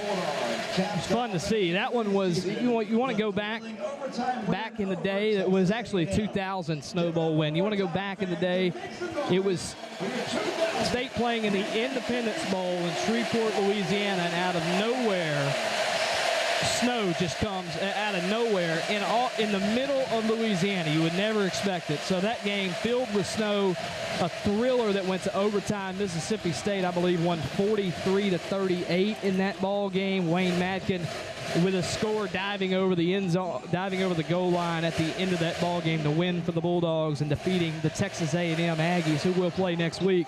43-41, was the score. But man, it's fun to see these guys out here. That era of Mississippi State football, certainly one of the most dominant eras of Mississippi State football. And just fun to see those guys out here. We're honoring them today with the helmets we're wearing. I know we weren't alive in 1999, but you got to feel something having them come out. I mean, it's history. It's stuff that we learn about in the textbooks here at Mississippi State. And you got to love the team coming out. You got to love Jackie Chiro leading them out here. And you got to love the history, because that's giving them hope. We know since 1999, this is the best defense State has had in holding teams to 20 points or less. So you have this motivation coming out, you have this energy coming out, and now if you're Mississippi State, you have to capitalize it by scoring on this drive. Sherrill was big in turning that program around in the 1990s. Multiple bowl appearances, an SEC championship game appearance against Tennessee in 1998. Good to see them out here. So State will come out on 3rd and 4 to start the quarter with Camario Taylor in an empty set. Might see a run from him. They put a tight end in motion. Taylor will run. Juke move, makes it to the 20-yard line after a dive forward. First down. Wow, what? Camario Taylor puts his foot in the ground and gains the first down for the Bulldogs. You have to love, I don't know if that was one of the linemen, one of the tight ends there. I'm going to see oh yeah, it was number 87 for Mississippi State. That's Sam West. Yes, now he was able to push Camario Taylor from behind him over that first down marker. To have that IQ and awareness to do that was fantastic. First down, Mississippi State. First down for State in the red zone for the second time in the ball game. They scored in the red zone in the first quarter. Anthony Evans will motion to the far side. Handoff to Von Booth. He's got it to the 15, down to the 10, cuts back inside the 10, all the way down to the 5, pushes forward to around the 4-yard line. They'll actually spot it at the 5 still, but a great run for Von Booth off the left side. First and goal at the 5 of the Dogs. Can I say something? This running back play has been fantastic. They've been able to follow their blocks, and it's been great. Now it's first and goal. First and goal for State. They hand off to Von Booth. He takes it across the right side to the 3, to the 2, to the 1. Touchdown, Mississippi State. They're back out in front, 13-10 over the Big Orange of Tennessee with 13:53 to play in the first half. What did I say before we started this drive, Ty? What exactly did I say? If you're Jeff Lebby, you have to attack that right side. What did they do? They attacked the right side. They didn't stretch, kind of an outside zone running play, and you have now a touchdown. You're about to be up 14-10. Hopefully, I didn't jinx it on that 100% point after touchdown percentage for Kyle Ferry.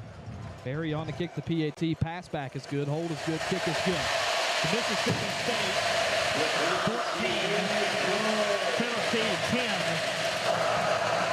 10. A 15-play, 75-yard drive with 5:20 that took 5:26 off the clock, spanned 2 quarters. And with 13:53 to play, the Bulldogs lead the number 15 Volunteers by 4, 14-10. You mentioned, I'll mention this quickly before the kickoff back to Tennessee. You mentioned that right side of the offensive line has done a wonderful job in run block. I mean, fantastic. There have been holes all over the right side. Now, State ran it up the middle and to the left side with Camario Taylor, and he was open. State, as a whole, is run blocked, I mean, this thing really well. We talked about State's going to have to do that to have some success offensively. They're starting to find it now. 64 of their 106 total yards are rushing. State out-rushing the Volunteers. Like we mentioned, Tennessee only giving up around 92 yards a game rushing coming into this ball game. Defensively, only giving up about 92 yards. So, yeah, I mean, they have been really, really good, surprisingly good so far, and something that State's kind of struggled with at times is run blocking, and State's offensive line has been great so far at that. Got to ride with your strengths. We talked about Albert Reese, kind of struggling on that pass protection, but he did great on the run.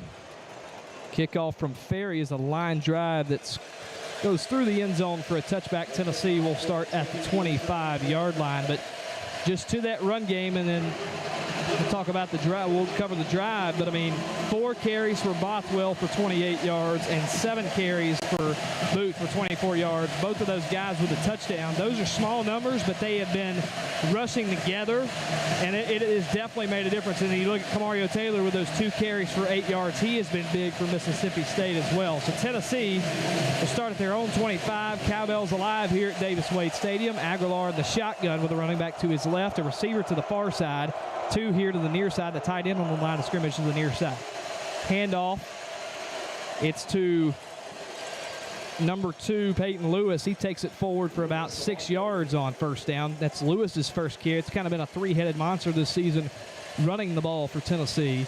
Lewis with the carry there. He'll stay in the game. Tennessee will hurry up here in the shotgun. Play fake. Aguilar looking downfield. He'll throw for Mike Matthews. It is dropped. Oh, my goodness. He beat Jerron Manning by a couple of yards. He was wide open. He would have walked into the end zone, and he dropped the football. Tennessee's had a bunch of drops today that have been huge. If you're Jerron Manning, you're wiping the sweat off your forehead. You're wiping it down off your chin, and you're saying, look, next play I got you. I'm not going to get burnt like I did right there, but that's the Brennan Thompson drop. But hopefully they can capitalize on the mistake like they did when they went up 7-0. So Tennessee takes some time here in between snaps. They'll be in the shotgun on 3rd down and 5. State showing some pressure here. See if they drop out of it. They bring 5. Aguilar throws on the drag route over the middle, caught by Brazel. He spins forward to around the 40-yard line, and a first down for Tennessee. Good throw and good play on 3rd down for the Volunteers. You had one of your linemen drop back who was walked up on the line, and he really wasn't there on that zone. I didn't know if you were playing zone, but I imagined. Handoff to the right side, and there's Peyton Lewis up to the Volunteer 46, maybe the 47, maybe just right in between. A gain of about 6.5 on the play. 2nd down and around 4 yards. Hurry up. Tennessee will hurry up. Handoff again to Lewis. State's all over it. Jure Bledsoe, Tyler Lockhart in there for Mississippi State. They make the play, and now it's 3rd down and around 6 for the Volunteers.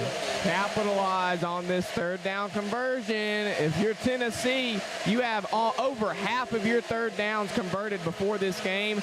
You don't want that to happen if you're Mississippi State. So let's go have that 50% lower to below that and see and stop. Tennessee 1 for 3 on 3rd downs today. They've already converted 1 on this drive. They line up in the shotgun on 3rd down and 6. State showing some pressure again. They back out. They'll rush 4. Here's a throw way out of reach of the tight end, Miles Kitzelman, and it'll force a Tennessee punt. Now, this State sideline is so energetic. I saw one of the staff just throw up their towel that they've been using to wipe off some players, and they got really excited on that play because that's a good defensive play. That's a good defensive stop, and now you have earned back that momentum drastically than you had before. You're up 14-10. You're ready to take a punt, and if you're Josh Heupel here, you probably should punt it out to Mississippi State. Tennessee will punt it. Anthony Evans back to return. Another good punt here. Evans going to have a chance to return. He takes it near side of the 15, tries to cut up. Nothing really doing, maybe a 2-yard gain up to the 16-yard line. And that's where the Bulldogs will start their drive. But a great job by Mississippi State's defense.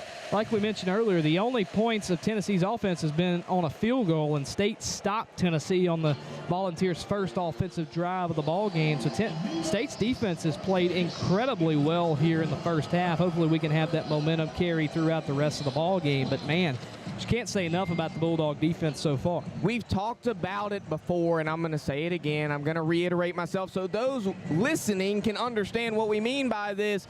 Don't be afraid to slow down your offense. You knew whenever that first quarter was over with and you had that 3rd and 4 play that you could make something happen if you had the time. Jeff Levy needs to utilize the time he has between plays, draw up what he needs to happen on the football field, and then magic can happen, greatness can happen, because if he has time, Jeff Levy is dangerous. We'll see what Mississippi State will do on the next drive. We're going to take a quick timeout, about 1:45 left in the TV timeout. So we'll be back in about about a minute or so. Mississippi State leads number 15 Tennessee 14-10 with 11:51 to play in the first half. You're listening to Mississippi State football on the Bulldogs Student Sports Network.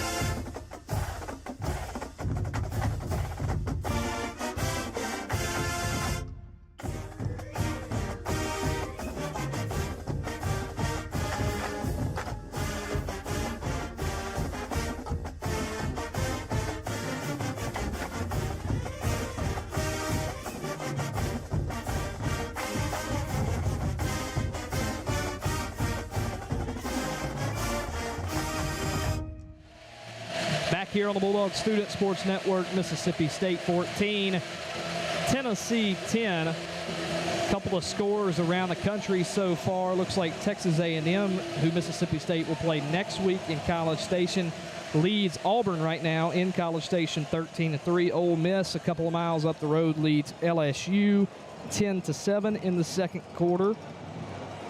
Vandy finished off Utah State today with a 55-35 win. Man, Notre Dame all over Arkansas and Fayetteville today. 56-13 over the Razorbacks. One can say Sam Pittman's job may be in a little bit of trouble there, but we won't get into that. Focus on the Bulldogs. Now notice what Levy's doing here. He's keeping them in the huddle. Like I said, when he has time, he's dangerous, and that's what they're doing. They're waiting for the ref to touch the football, and they're staying in the huddle right here. Now they get to the ball. State will start at the 16-yard line. Fluff Bothwell in the backfield with Chapin, who's in the shotgun. Two receivers to each side of the set for Mississippi State. They'll hand it off. Bothwell off the left side, takes it to the 20, up to the 24-yard line, I believe. Gain of 8 on first down. 2nd and 2 for Mississippi State. Another good run for Bothwell. And he is averaging over 5 yards a carry today. That's exactly what you want to see from your running back. 2nd and 2. State will hand it off again. Bothwell forward to the 32-yard line. Near side referee will say he's got the first down. First down, Mississippi State. And the chains are moving. The ball is moving. The Bulldogs are moving down the field, and hopefully they can muster up a score here. 8th first down of the ball game for the Bulldogs. Now lead the ball game in total yards. Chapin will hand it off again. Bothwell to the 30, breaks a tackle, 35. Juke move to the 40, near side 45, and down to around the 47-yard line of Mississippi State. Wow, what a run. You know, Ty, when I graduated high school, I had an iPhone 6S, and my mom told me that if it ain't broke, don't fix it. She wasn't going to buy me a new phone when I graduated high school. So if it ain't broke, don't fix it. Fluff Bothwell just keeps running down the throat to the Tennessee defense. 3 carries for him, and State has moved it all the way from the 16 to the 47. 3 carries, 31 yards for Fluff, the transfer from South Alabama. Now Devon Booth in the backfield. State will motion. It'll be Evans and Thompson go out to the far side. I believe Mosley is the near side receiver. Booth in the backfield. Play fake. Chapin looking to Mosley here on the near side. First down to the 40. Down inside the 40-yard line, close to the 35. It's going to be at the 36. First down, Mississippi State. Now, what's happening, Ty, right here? They're not rushing too much. The pace is kind of good for Jeff Levy. He's not getting on the ball fast, but this time it's kind of fast right here. Yeah, State moving quick here. Booth in the backfield. State will go play fake. Chapin looking for the deep shot. Will float it up and nobody open. Could be a little dangerous here. We might get a grounding. They're pointing that there was a receiver in the area. Chapin threw it way over anybody's head, which that was smart. Nobody was, nobody open there. But they won't call grounding. I thought that we could have gotten that call there. You might have had to have been like a Martian Manhunter type of thing and just stretch your arm out to catch that ball. I'm not really sure what he was throwing. Glad there wasn't a flag and glad we didn't lose a down on there. Tennessee will sub the defensive line. 2nd and 10 for the Bulldogs at the Volunteer 36. Chapin in the shotgun, hands off, no play fake, and throws over to Cam Ball. Takes it inside the 35 to the 33-yard line. And it'll be 3rd down and about 6 or 7 for Mississippi State. Pistol set for the Bulldogs on 3rd down and 7. They will hand it off to Devon Booth. He trudges forward for maybe a yard. if that. I think he got back to the line of scrimmage. Now the ball's at the 33, so you're in Kyle Ferry field goal range. This will be a 50-yarder. It's 4th down and 7 for Mississippi State. Now Chapin looking to the sideline, and they're going to trot out the field goal unit. This is smart by Levy. Now, I didn't really want to be content with running the ball on 3rd down, but he said, look, we're going to go up an even 7 points so that if Tennessee scores, all they do is tie it up. They're not in the lead, and this is what Levy's going to do. And this is well within, like you said, Kyle Ferry's range, and we're going to see what he does just right here. So it's going to be a 50-yard field goal for Kyle Ferry. Snapback is good. The hold is good. Kick is up. And it is right down the middle and good. 17-10, Mississippi State leads. What a great kick from Kyle Ferry. That one might have been good from 60, maybe 55. 60 may be a bit of an overestimation, but man, that was a great kick. Now his last name is Ferry, and there is nothing ironic about that because that was pure magic right off the boot of Kyle Ferry. You think about Ferries, you think about magic and lore and how that can happen, and now you're up 17-10, and it's magical. It's energetic here in Davis Wade Stadium. All the cowbells and all the voices are heard. The Tennessee defense and offense is getting a little scared that they had to come to Davis Wade Stadium, and hopefully you can win it after a 13-year drought of not beating Tennessee at home. So Mississippi State leads 17-10. It was an 8-play, 51-yard drive that spanned 3 minutes and 10 seconds. Most of the Bulldogs' success on that drive was on the ground for the Bulldogs. So 8:41 to play in the quarter, and the Dogs are up 7 on the number 15 Volunteers. I want to go back to that 3rd down call. An interesting call there to run the football on 3rd down and 7.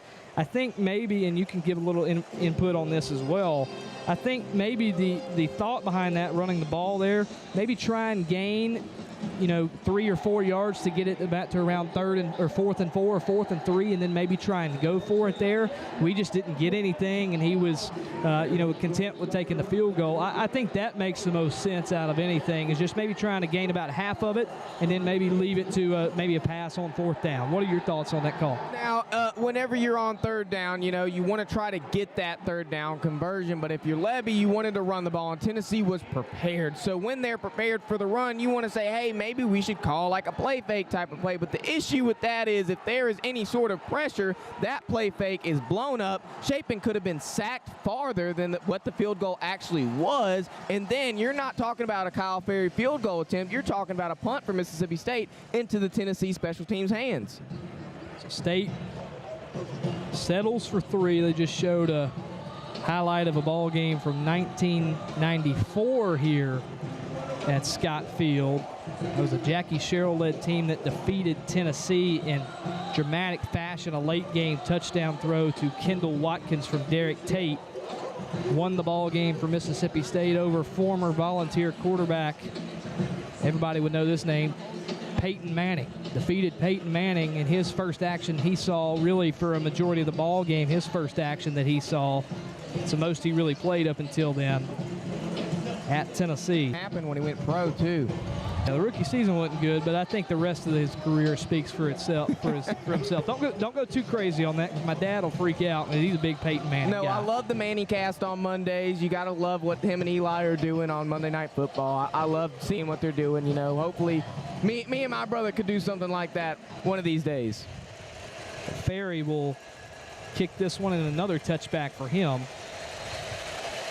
Mississippi State will come out on defense. Tennessee will start at the 25-yard line. Been a couple of big wins for State, a couple that I can think of over the past, since around 1990 here at home versus Tennessee. I think of that 1994 win and that 2012 win where State won 41-31. I was there at that ball game. So State has had some wins over Tennessee in the past, some big ones. This will be a big one today. Let's see what State's defense can do. Aguilar in the shotgun. State showing some sort of pressure here off the left side. Looks like they might bring 4. Tennessee will counter with a run. Gain of around 3 on the play, and a flag thrown at the end of the play. And I don't know exactly what it's going to be. I think that could be on Mississippi State, though. I'm trying to see who that was on. I believe it's Nick Mitchell down there, and it was. Now, you love to see I'm going to let the ref say the flag right here. Okay. It was unnecessary roughness. Tennessee's going to get a first down. But what I was saying was before that ball was snapped, Nick Mitchell noticed that, hey, my defender who's on the end is a little bit too far on the end. I need to have him to play inside because I'm going to take that end. He's being the leader that we need since Will Whitson, ever since his injury, and he's out for the season. An unnecessary roughness call on Hunter Washington. Jeff Levy giving the side judge all he wants to hear. Tennessee will now have the ball at the 43-yard line, 1st and 10. Shotgun, they'll go play fake. Wide open is Chris Brazel. He takes it down inside the state 35 and reaches forward to around the state 29-yard line. A flag in the backfield, and I know it's going to be a roughing the passer on Mississippi State as well. And that's what's so dangerous for Brazel, because coming into this game, he's second in the conference in receiving, and number 1, he's behind Mario Craver, who is the state transfer that went to A&M this year. So you have to be careful with what you're doing if you're Mississippi State. You're being a little bit too aggressive. I'm not saying play super conservative, but give me a happy medium because you've been doing really well in this first half. So they'll count out 15 yards after the big gain. The ball was down at the 30. They'll count it out to the 15-yard line after the roughing the passer on Nick Mitchell. So 1st and 10 at the 15-yard line for Tennessee. 2 penalties have really pushed them forward here on this drive. Shotgun set for the Vols. They'll go play fake. Looking left, now a throwback right. It's caught by Deshaun Bishop. He'll take it near side to the 12-yard line. Gain of around 3 yards on the play. Now that'll make it 2nd and 7. Our producer's giving strong opinions right here. He thinks the ball might have touched the ground. I'm not sure if that's the case. But, I mean, a pretty good win on defense, just 3 yards. And they're going to throw a flag on Mississippi State. I think it's going to be a sideline warning. Jeff Levy has got to calm down here, but they are going to review that play. It'll be Deshaun Booth, or excuse me, I got mixed up with their running back and our running back. Deshaun Bishop, rather, made the grab on the field. They say it was a grab. It was a 3-yard gain, so we'll see what they come up with here in the replay booth in Birmingham. But State also gets a sideline warning on the play. State got to calm down a little bit here.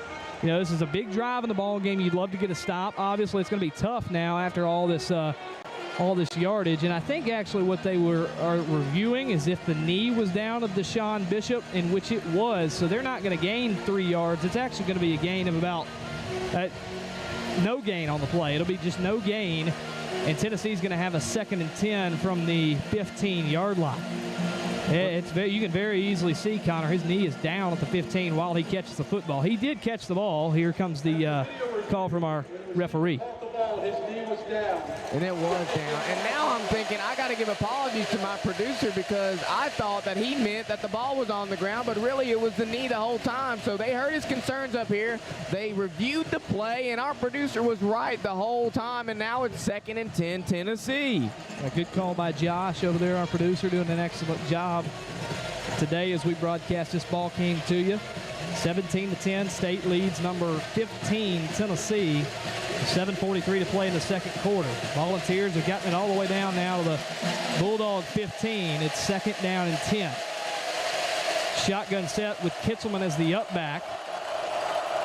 Running back to the left of Aguilar. 2 receivers the far side, 1 to the near side. They'll go play fake, throw it right over the top, and Chris Brazel is open, and he scores. Touchdown, Tennessee. That's the weapon of Tennessee. That's who's so dangerous, who we were talking about, really who struck down the field. But even with those Brazel receptions, you really shot yourself in the foot this drive. I mean, you had, what, 3-4 penalties this drive, a total into however many yards they totaled. I mean, it was well over a couple first downs. I know that. It was 2 15-yard penalties, a unnecessary roughness and a roughing the passer. So 2 15-yard penalties that move it forward 30 yards. Chris Brazel finds the end zone for Tennessee as they look to tie the ball game here. Max Gilbert on to kick the PAT. Snapback is good, hold is good, and the kick is good. 17-17, Tennessee answers the field goal for Mississippi State with a touchdown. Their first offensive touchdown of the ball game, and they tie it up here in Starkville with 7:25 to play in the 2nd quarter. 4-play, 75-yard drive. that lasted a minute and 16 seconds. You're tied up, and now you're feeling the momentum kind of shift towards the middle. I mean, you're in Davis-Wade Stadium. You want to capitalize on the momentum, the energy, but it's just not seeming like that, especially when Tennessee gets an effortless touchdown like that play. I mean, nobody was just about on Brazel until his feet touched the ground for a touchdown. Yeah, that was Jefferson was in coverage, and he just got beat. I think maybe got sucked into the play fake right there, and Jefferson has not played as much this season for Mississippi State. Was going to be the number 2 corner for the Bulldogs coming into the year, and then was hurt for the first 3 weeks of the season for Mississippi State. Played some last week against Northern Illinois, had 3 tackles, so he saw his first action in college last week, but he got burnt right there by Chris Brazel. Brazel now with 3 catches for 51 yards and a touchdown, so he's had some big shot plays and it definitely changed the game. But we look back on those penalties. That was a 75-yard drive for Tennessee. 30 out of those 75 yards were on the were from penalties from Mississippi State. So if you're Tennessee, you're putting kudos to your offense for capitalizing, but in the grand scheme of things, you really didn't drive down the field 75 yards at your own fruition. I mean, you have Tennessee driving down using Chris Brazel as they have been, which is phenomenal, by the way, and the Mississippi State defense hasn't been able to keep up. We said before the broadcast we have to keep up on offense, but now we have to keep up on defense, and the defense has been playing great. They've been playing their hearts out, but against this Tennessee team and in conference play, we've said it before, we'll say it again, you have to play complete ball games. Yeah, I mean, you saw, I think, you mentioned State's defense has played well so far in this game. That's the first touchdown they've given up. They've given up 10 points so far. The other 7 was from a pick 6 from the Tennessee defense, and Colton Hood through about 2.5 quarters. So you really think very highly of Mississippi State's defense right now. But when you're playing that well, even though on some plays Tennessee has burnt you, for the most part, you've kind of held strong in that when Tennessee has burnt you down the field, you've either forced a punt or forced a field goal previously. This time you allow a touchdown, but it was so easy for Tennessee to get down the field because you have those 2 penalties for 30 yards. That adds up. That adds up. So you've got to be a little bit more disciplined. That's kind of the first time we've seen State defensively struggle with penalties in this ball game. I think we only have 3 or 4 penalties in the game itself. So I think maybe 2 of those were on that drive, and I think only 2 of those are from the defense. So we just got to see how State can adjust here, but it's a tie ball game, 7:25 to play, 17 all, and Tennessee is going to kick it back to Mississippi State. Here he goes. He's going to use the force again. State has started every drive every time they've been kicked off to, they've started their drive at the 25-yard line. We'll see. This will be another touchback from Josh Turbyville, and it will be. That one booted through the back of the end zone, and it went out of the back of the end zone before it landed. It probably went about 15 to 20 yards deep in that end zone. So Turbyville, really good place kicker for Tennessee, and State will start the drive at the 25. What I begin to notice is Levy and Heupel are kind of changing identities offensively here. You know, Heupel's really well on the run. They're a run-heavy team, and they've been able to establish the run, but it's been a little opposite right now. Levy's been really able to establish the run. Let's continue doing that on first down, and hopefully let's keep them chains moving. State will open up in the shotgun, 2 receivers to each side. Bothwell is the back. They'll hand it off, come off the left side. Bothwell jukes and stays on his feet to the 30, and a hard-nosed run to the 34-yard line. A gain of 9 on the play, and he has run so well in this ball game today. Fluff Bothwell, the South Alabama transfer. So it's 2nd down and 1 after the 9-yard carry. Shotgun set, they'll hand it off again. Bothwell off the right side this time. He's got a first down, a shorter gain here, but he gets the job done and moves it to the Bulldog 37-yard line, 1st and 10 for State. Anytime you reset the downs, you don't really want to complain about that. Now you have 4 more downs. 107 rushing yards now for State in the ball game. Anthony Evans comes in motion. He'll go to the far side. State will throw, shaping wide open to Traore over the middle. He falls forward to the 46-yard line of Mississippi State. I thought he got far enough for a first down, but he's a yard shy. So another gain of 9 on first down for Mississippi State. 2nd and 1 at the State 46. State in the shotgun with Bothwell back there.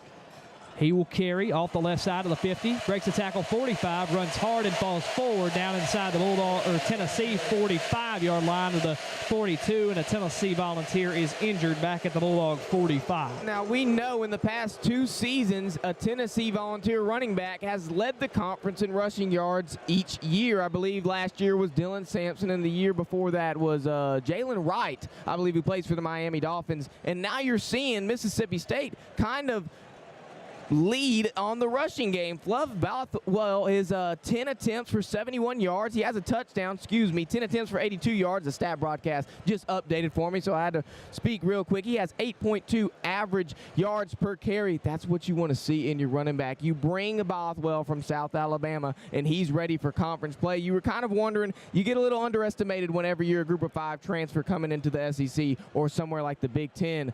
And he's never been underestimated. I mean, he's just played fantastic this season. I mean, the Sun Belt has brought in Sun Belt transfers, 2 that you can think of that have come to the SEC following last year. You have Ahmad Hardy, who's been really good at Missouri this year, and Fluff Bothwell has been fantastic. Coming into the game, 47 carries, 271 yards, and 4 touchdowns with a 5.8 yards per carry average. I mean, he has been all that he lived up to last year. Was second team All Sun Belt for the Jaguars last year out of Mobile. But he has been fantastic for the Bulldogs. Like you mentioned, 10 carries, 82 yards, and a touchdown so far. He is out of the game now, giving him a break, and Booth is in the backfield, but he has carried you down the field in a lot of these drives. So shotgun set, State will open up with that here with a 1st and 10 at the Tennessee 43. Traore comes in motion. He'll sit behind the left tackle, Jimothy Lewis, shaping a throw, pressure from his blind side, and he's sacked back at his own. They're back at the midfield stripe. I know it was a play fake, but if he would have handed that off, Ty, it would have been a really good gain of yards right there. But his blind side got the best of him. He couldn't sense the pressure and went down Blake Shapen. Caleb Herring on the sack, or with the sack for Tennessee. Loss of 6 yards. He got 2.5 sacks now on the season. Run the ball here. It's Booth along the left side. Gets back to the Tennessee 41-yard line. It'll make it 3rd down and 8 for Mississippi State. A gain of 8 for the Bulldogs running back. Now, you have several options when you do those 2nd and long plays. You can run it like you did right there and kind of set up for a 3rd down pass, if you will, or you can try to pass it, gain a little bit of those yards back on 2nd down, but they did a fantastic job right there getting those yards back for Booth. 3rd and 8 for the Bulldogs. A lot of their receivers really close to the line of scrimmage. Booth is in the backfield. State will throw, looking, pressure from his blind side, and sacked again. I think you got to get rid of the football there if you're Shapen. I think Brennan Thompson was open on the far side. I might have read it wrong, but it looked like he was open. Shapen sacked on his blind side, and State's going to have to punt after moving the ball so well to start the drive. What Shapen needed to notice there is they were not trying to play tricks on you. They lined up 5 on the line, and they were going to bring 5 on you for pressure, and that's what they did. And Blake Shapen couldn't get the ball out in time once 5 got to him, and he ended up getting sacked again on the same side that he did before. Carter to receive. So Pulliam on to punt for Mississippi State. Boo Carter is back to return. This one hit straight in the air. A fair catch called for at the Tennessee 11 by Boo Carter. And Tennessee will start their drive there with 4:18 to play in the first half. It's Mississippi State 17, Tennessee 17. Now you need a big stop here from your Bulldog defense. Tennessee will get the ball to start the second half, so you don't want Tennessee to drive down and be able to maybe double up to start the second half with them getting the ball after halftime. You started that drive with 7:25 left in the half. Now it's 4:18. We talked about kind of limiting Tennessee's offense on the time clock, and now we're seeing what they can do with 4 minutes left. Aguilar in the shotgun. 1st and 10 from his own 11. He'll hand the ball off to Star Thomas, and not really anything on that one. Maybe a gain of a yard for the senior out of Homer, Louisiana. They're going to run that play. They're going to kind of get some time down so that they don't give State a chance if they end up stopping them here. 2nd and 9. Tennessee will hurry up. Looking downfield, looking for Brazel. It is caught by Chris Brazel. An acrobatic catch to the Tennessee 45-yard line. He struts his stuff after the grab. And it's a 1st down for Tennessee. Another big play in the passing game. You had number 1, Kelly Jones. I knew that was Kelly Jones. Just had to make sure before I said something. And then you had Isaac Smith come in double coverage, and you still couldn't get that. 1st and 10 for Tennessee at their own 45. Play fake, pressure on Aguilar, and that forces a bad ball. The pass is incomplete, intended for Braylon Staley. You had your 2 best defenders on their best defender. That last play before this one, you got to do a little bit better than that if you're Mississippi State. And you just did with that play right there. Fantastic call if you're Coleman Huxley. So 2nd down and 10 for Tennessee. Got to do a better job of limiting the downfield shot. State's pass defense has been good so far this season, but struggling a little bit now in the ball game with this elite Tennessee passing offense. 2nd and 10 at their own 44, Tennessee. Shotgun set. Aguilar, play fake, will throw, looking over the middle, got his tight end short of the line to gain by about a yard. It'll be 3rd down and 9. Looks like it was Miles Kitzelman with the grab. That's his 3rd grab of the ball game. Tennessee will line up quickly, heavy set, and they snap it. Probably is going to be a snap infraction or a false start, and it'll move Tennessee back 5 yards. It looks like it was. We're going to see exactly what it was. It was a false start. That's fantastic for Mississippi State. You can rush to the ball. You can make that pace super, super fast to catch your defense off guard, but you can't allow your lineman or one of your receivers to slip and create a false start. You have to make sure if that's what you're going to call, you got to commit to it. They didn't commit well enough, and now it's 3rd and long. 3rd down and 6 for Tennessee at their own 48-yard line. We'll see what the State defense draws up. You got to be smart here in what you draw up. Don't want to give a big downfield shot to gain the 1st down. 3rd and 6, shotgun set for Aguilar. Kitzelman motions to the right side. That's to the near side. And Tennessee will throw. Aguilar looking. He will run. He's got some space. He will be short of the line to gain by 2 yards. And we'll see what Tennessee decides to do. Clock should be running at about close to 2.5 minutes to play. Tennessee going to keep the offense on the field here. It'll be 4th down and 2. Tennessee is yet to try a 4th down today. They are 1 of 1 on the year for 4th down conversions.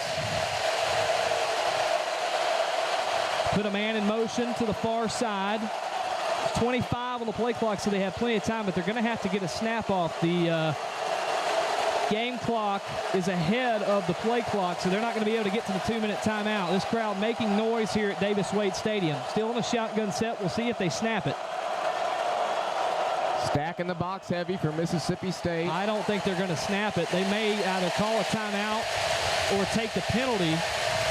Josh Heupel right by the referee on his sideline, and they'll call a timeout, and we'll see what Tennessee does out of the timeout at a 4th and 2 with 2:01 to play in the 2nd quarter. So a second away from the 2-minute timeout. I mean, they tell us to rest your bell and yell on 3rd downs and 4th downs, and sometimes I don't feel like that might not be effective enough, but with however many people there are today with this stadium filled up to the brim, it was really effective. You could really hear the voices heard with the cowbell or not, and Tennessee wasn't going to snap the ball with that energy that State was bringing. So we'll see what they do here. That false start proves to be pretty big on Jesse Perry that made it 3rd and 6, and then State was able to make the tackle 2 yards shy of the 1st down. Rylan Lanier came in to make that tackle. So it's 4th and 2 from the Mississippi State 48-yard line. Like I mentioned, Tennessee has not attempted to go for it on 4th down yet in this ball game. They've only attempted to go for it once this year, and they converted on that one attempt. So they really haven't done this very much.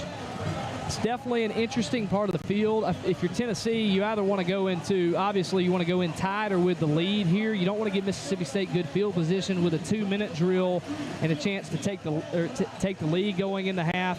You want to preserve, I think, if you're Tennessee, your chance to at least take the lead after your first drive in the second half. Running the ball hasn't been your identity, but it's really that you prepare for the run. You have to prepare for the run here if they're going to run the ball. It's been their identity all season, so prepare for something like a run play here. Tennessee sends out their offense, heavy set. 4th down and 2. State thought there was a false start. There is not. 13 on the play clock. Tennessee with a lot of motion. Now they motion out of that heavy set. We'll see what Tennessee does. They snap it. Aguilar to pass. Looking, fires to the running back, complete. Stiff arm. Here comes Star Thomas down the sideline on a first down for Tennessee. What a big play for the Volunteers. Josh Heupel wanted to keep his game identity in passing the ball, and that's what they did. And now we're at the 2-minute timeout. Kind of give State's defense a little time to chill out, kind of recuperate and say, hey, we're going to compartmentalize this game a little bit better and say, we're preparing for the pass. We got to continue to prepare for the pass because you played a little bit of man right there, Ty. And you saw what happened when you have those many crossers playing man. You get a little bit jumbled and fumbled up, and that's what State's defense happened.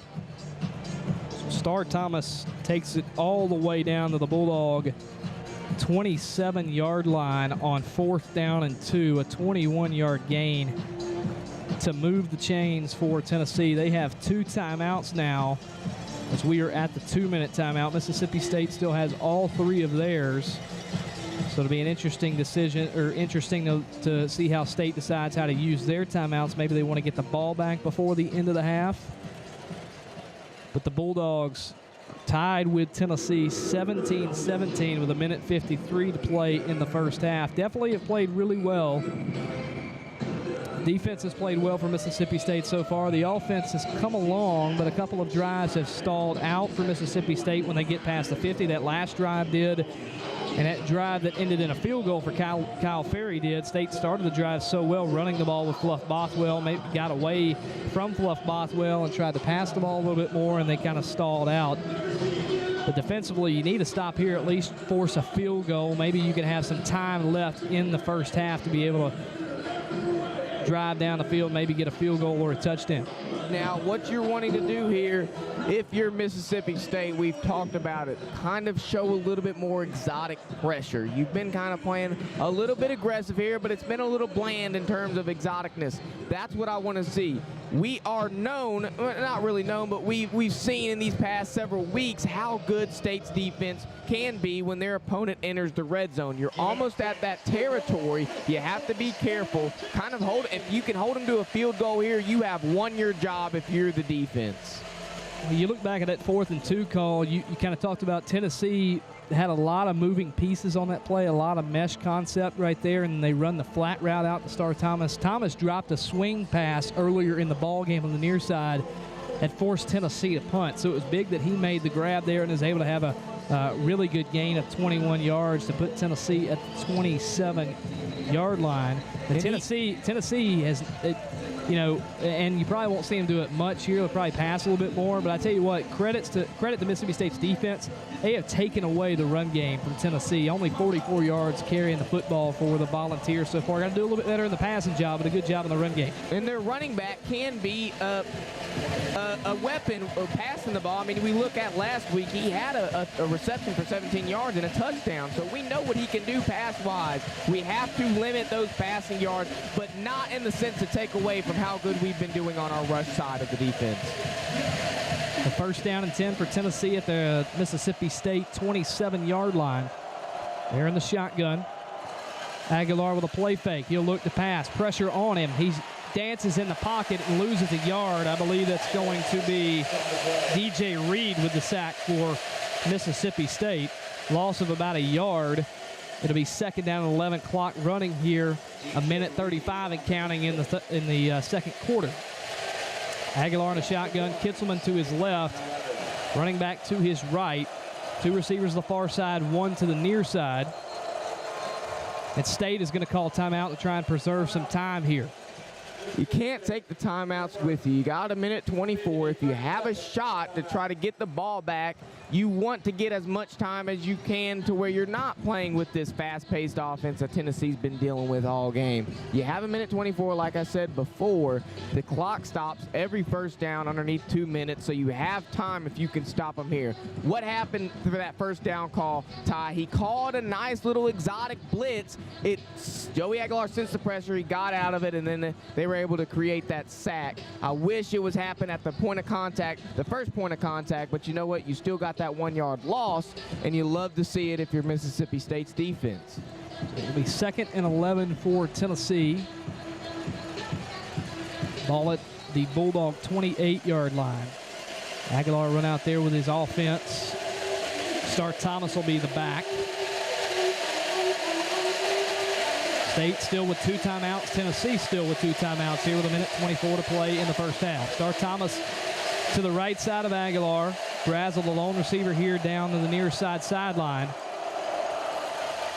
Aguilar takes a snap, he'll throw to the left side. That one way over the head of Miles Kitzelman. He's been off target on a couple of passes, and he's off target there.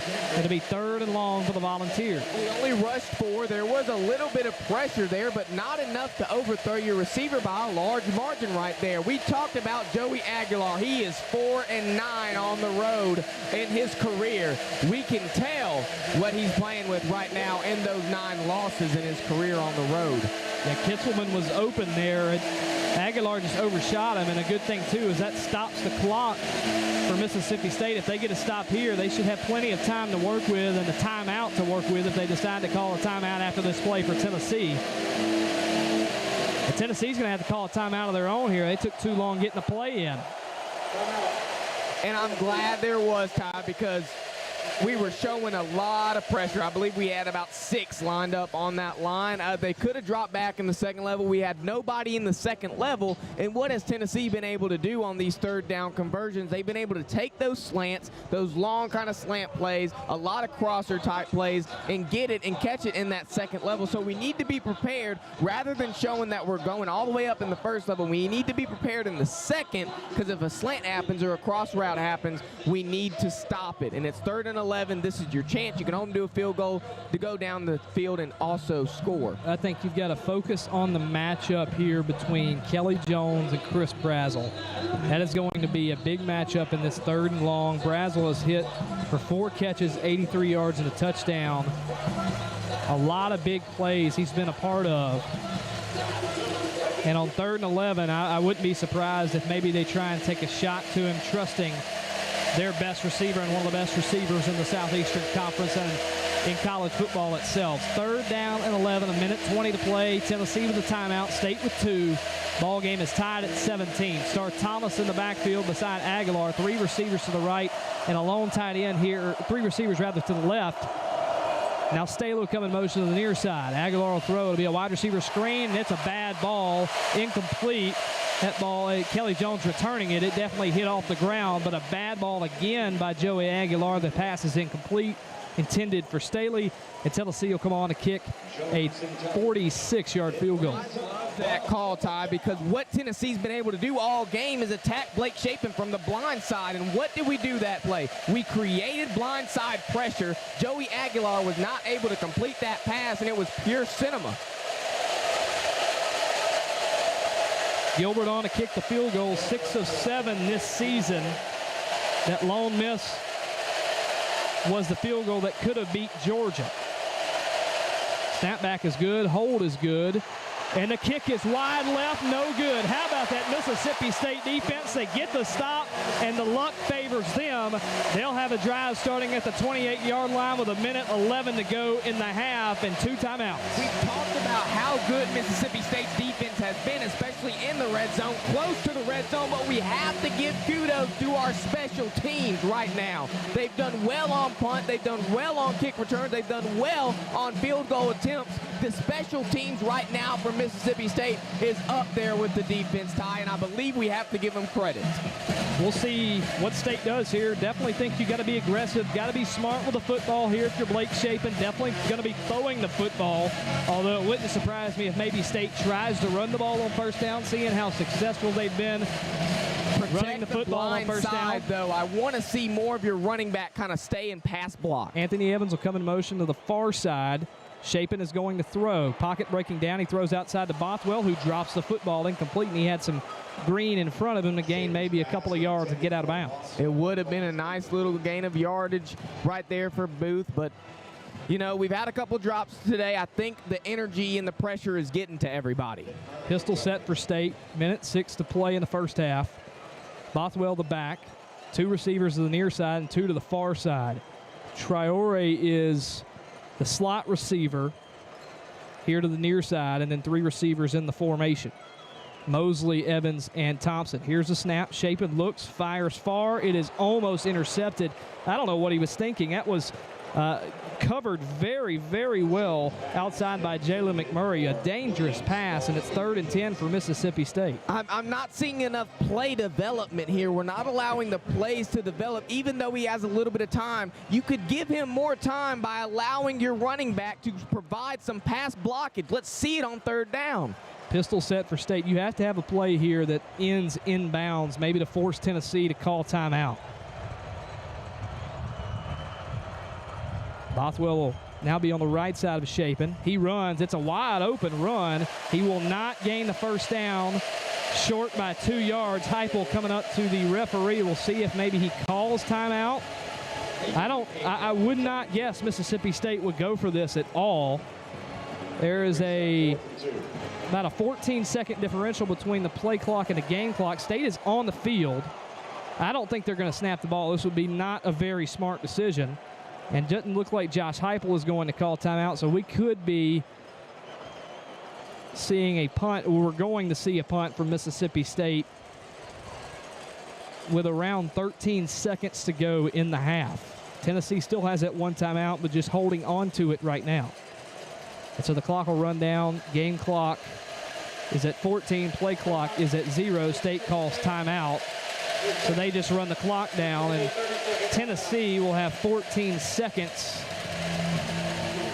The ball will be punted. They'll have about 10 seconds if I had to guess. This is where it is important with your hang time here as a punter. You got to have a really, really high hang time here. You got to be able to get that thing up in the air, but also punt it far enough to where Tennessee does not have good field position.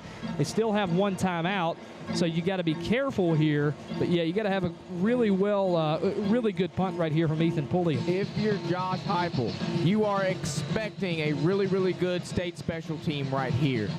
I would literally just go down there, get the ball, take it to half. You don't need to show anything else that you already have. Make it 17-17 in halftime. This State team has been giving you fits. Don't allow it to give you fits with 10 seconds left of the first half. I think a good idea too for State. I think if you're Pulliam, you try and punt this thing as close to the sideline, if not into the sideline as you can. Don't give a chance for a return. They have Boo Carter back there returning. He has been dangerous over his career. Pulliam boots this thing back to the Tennessee 17-yard line. It's fair caught with 6 seconds to go in the half.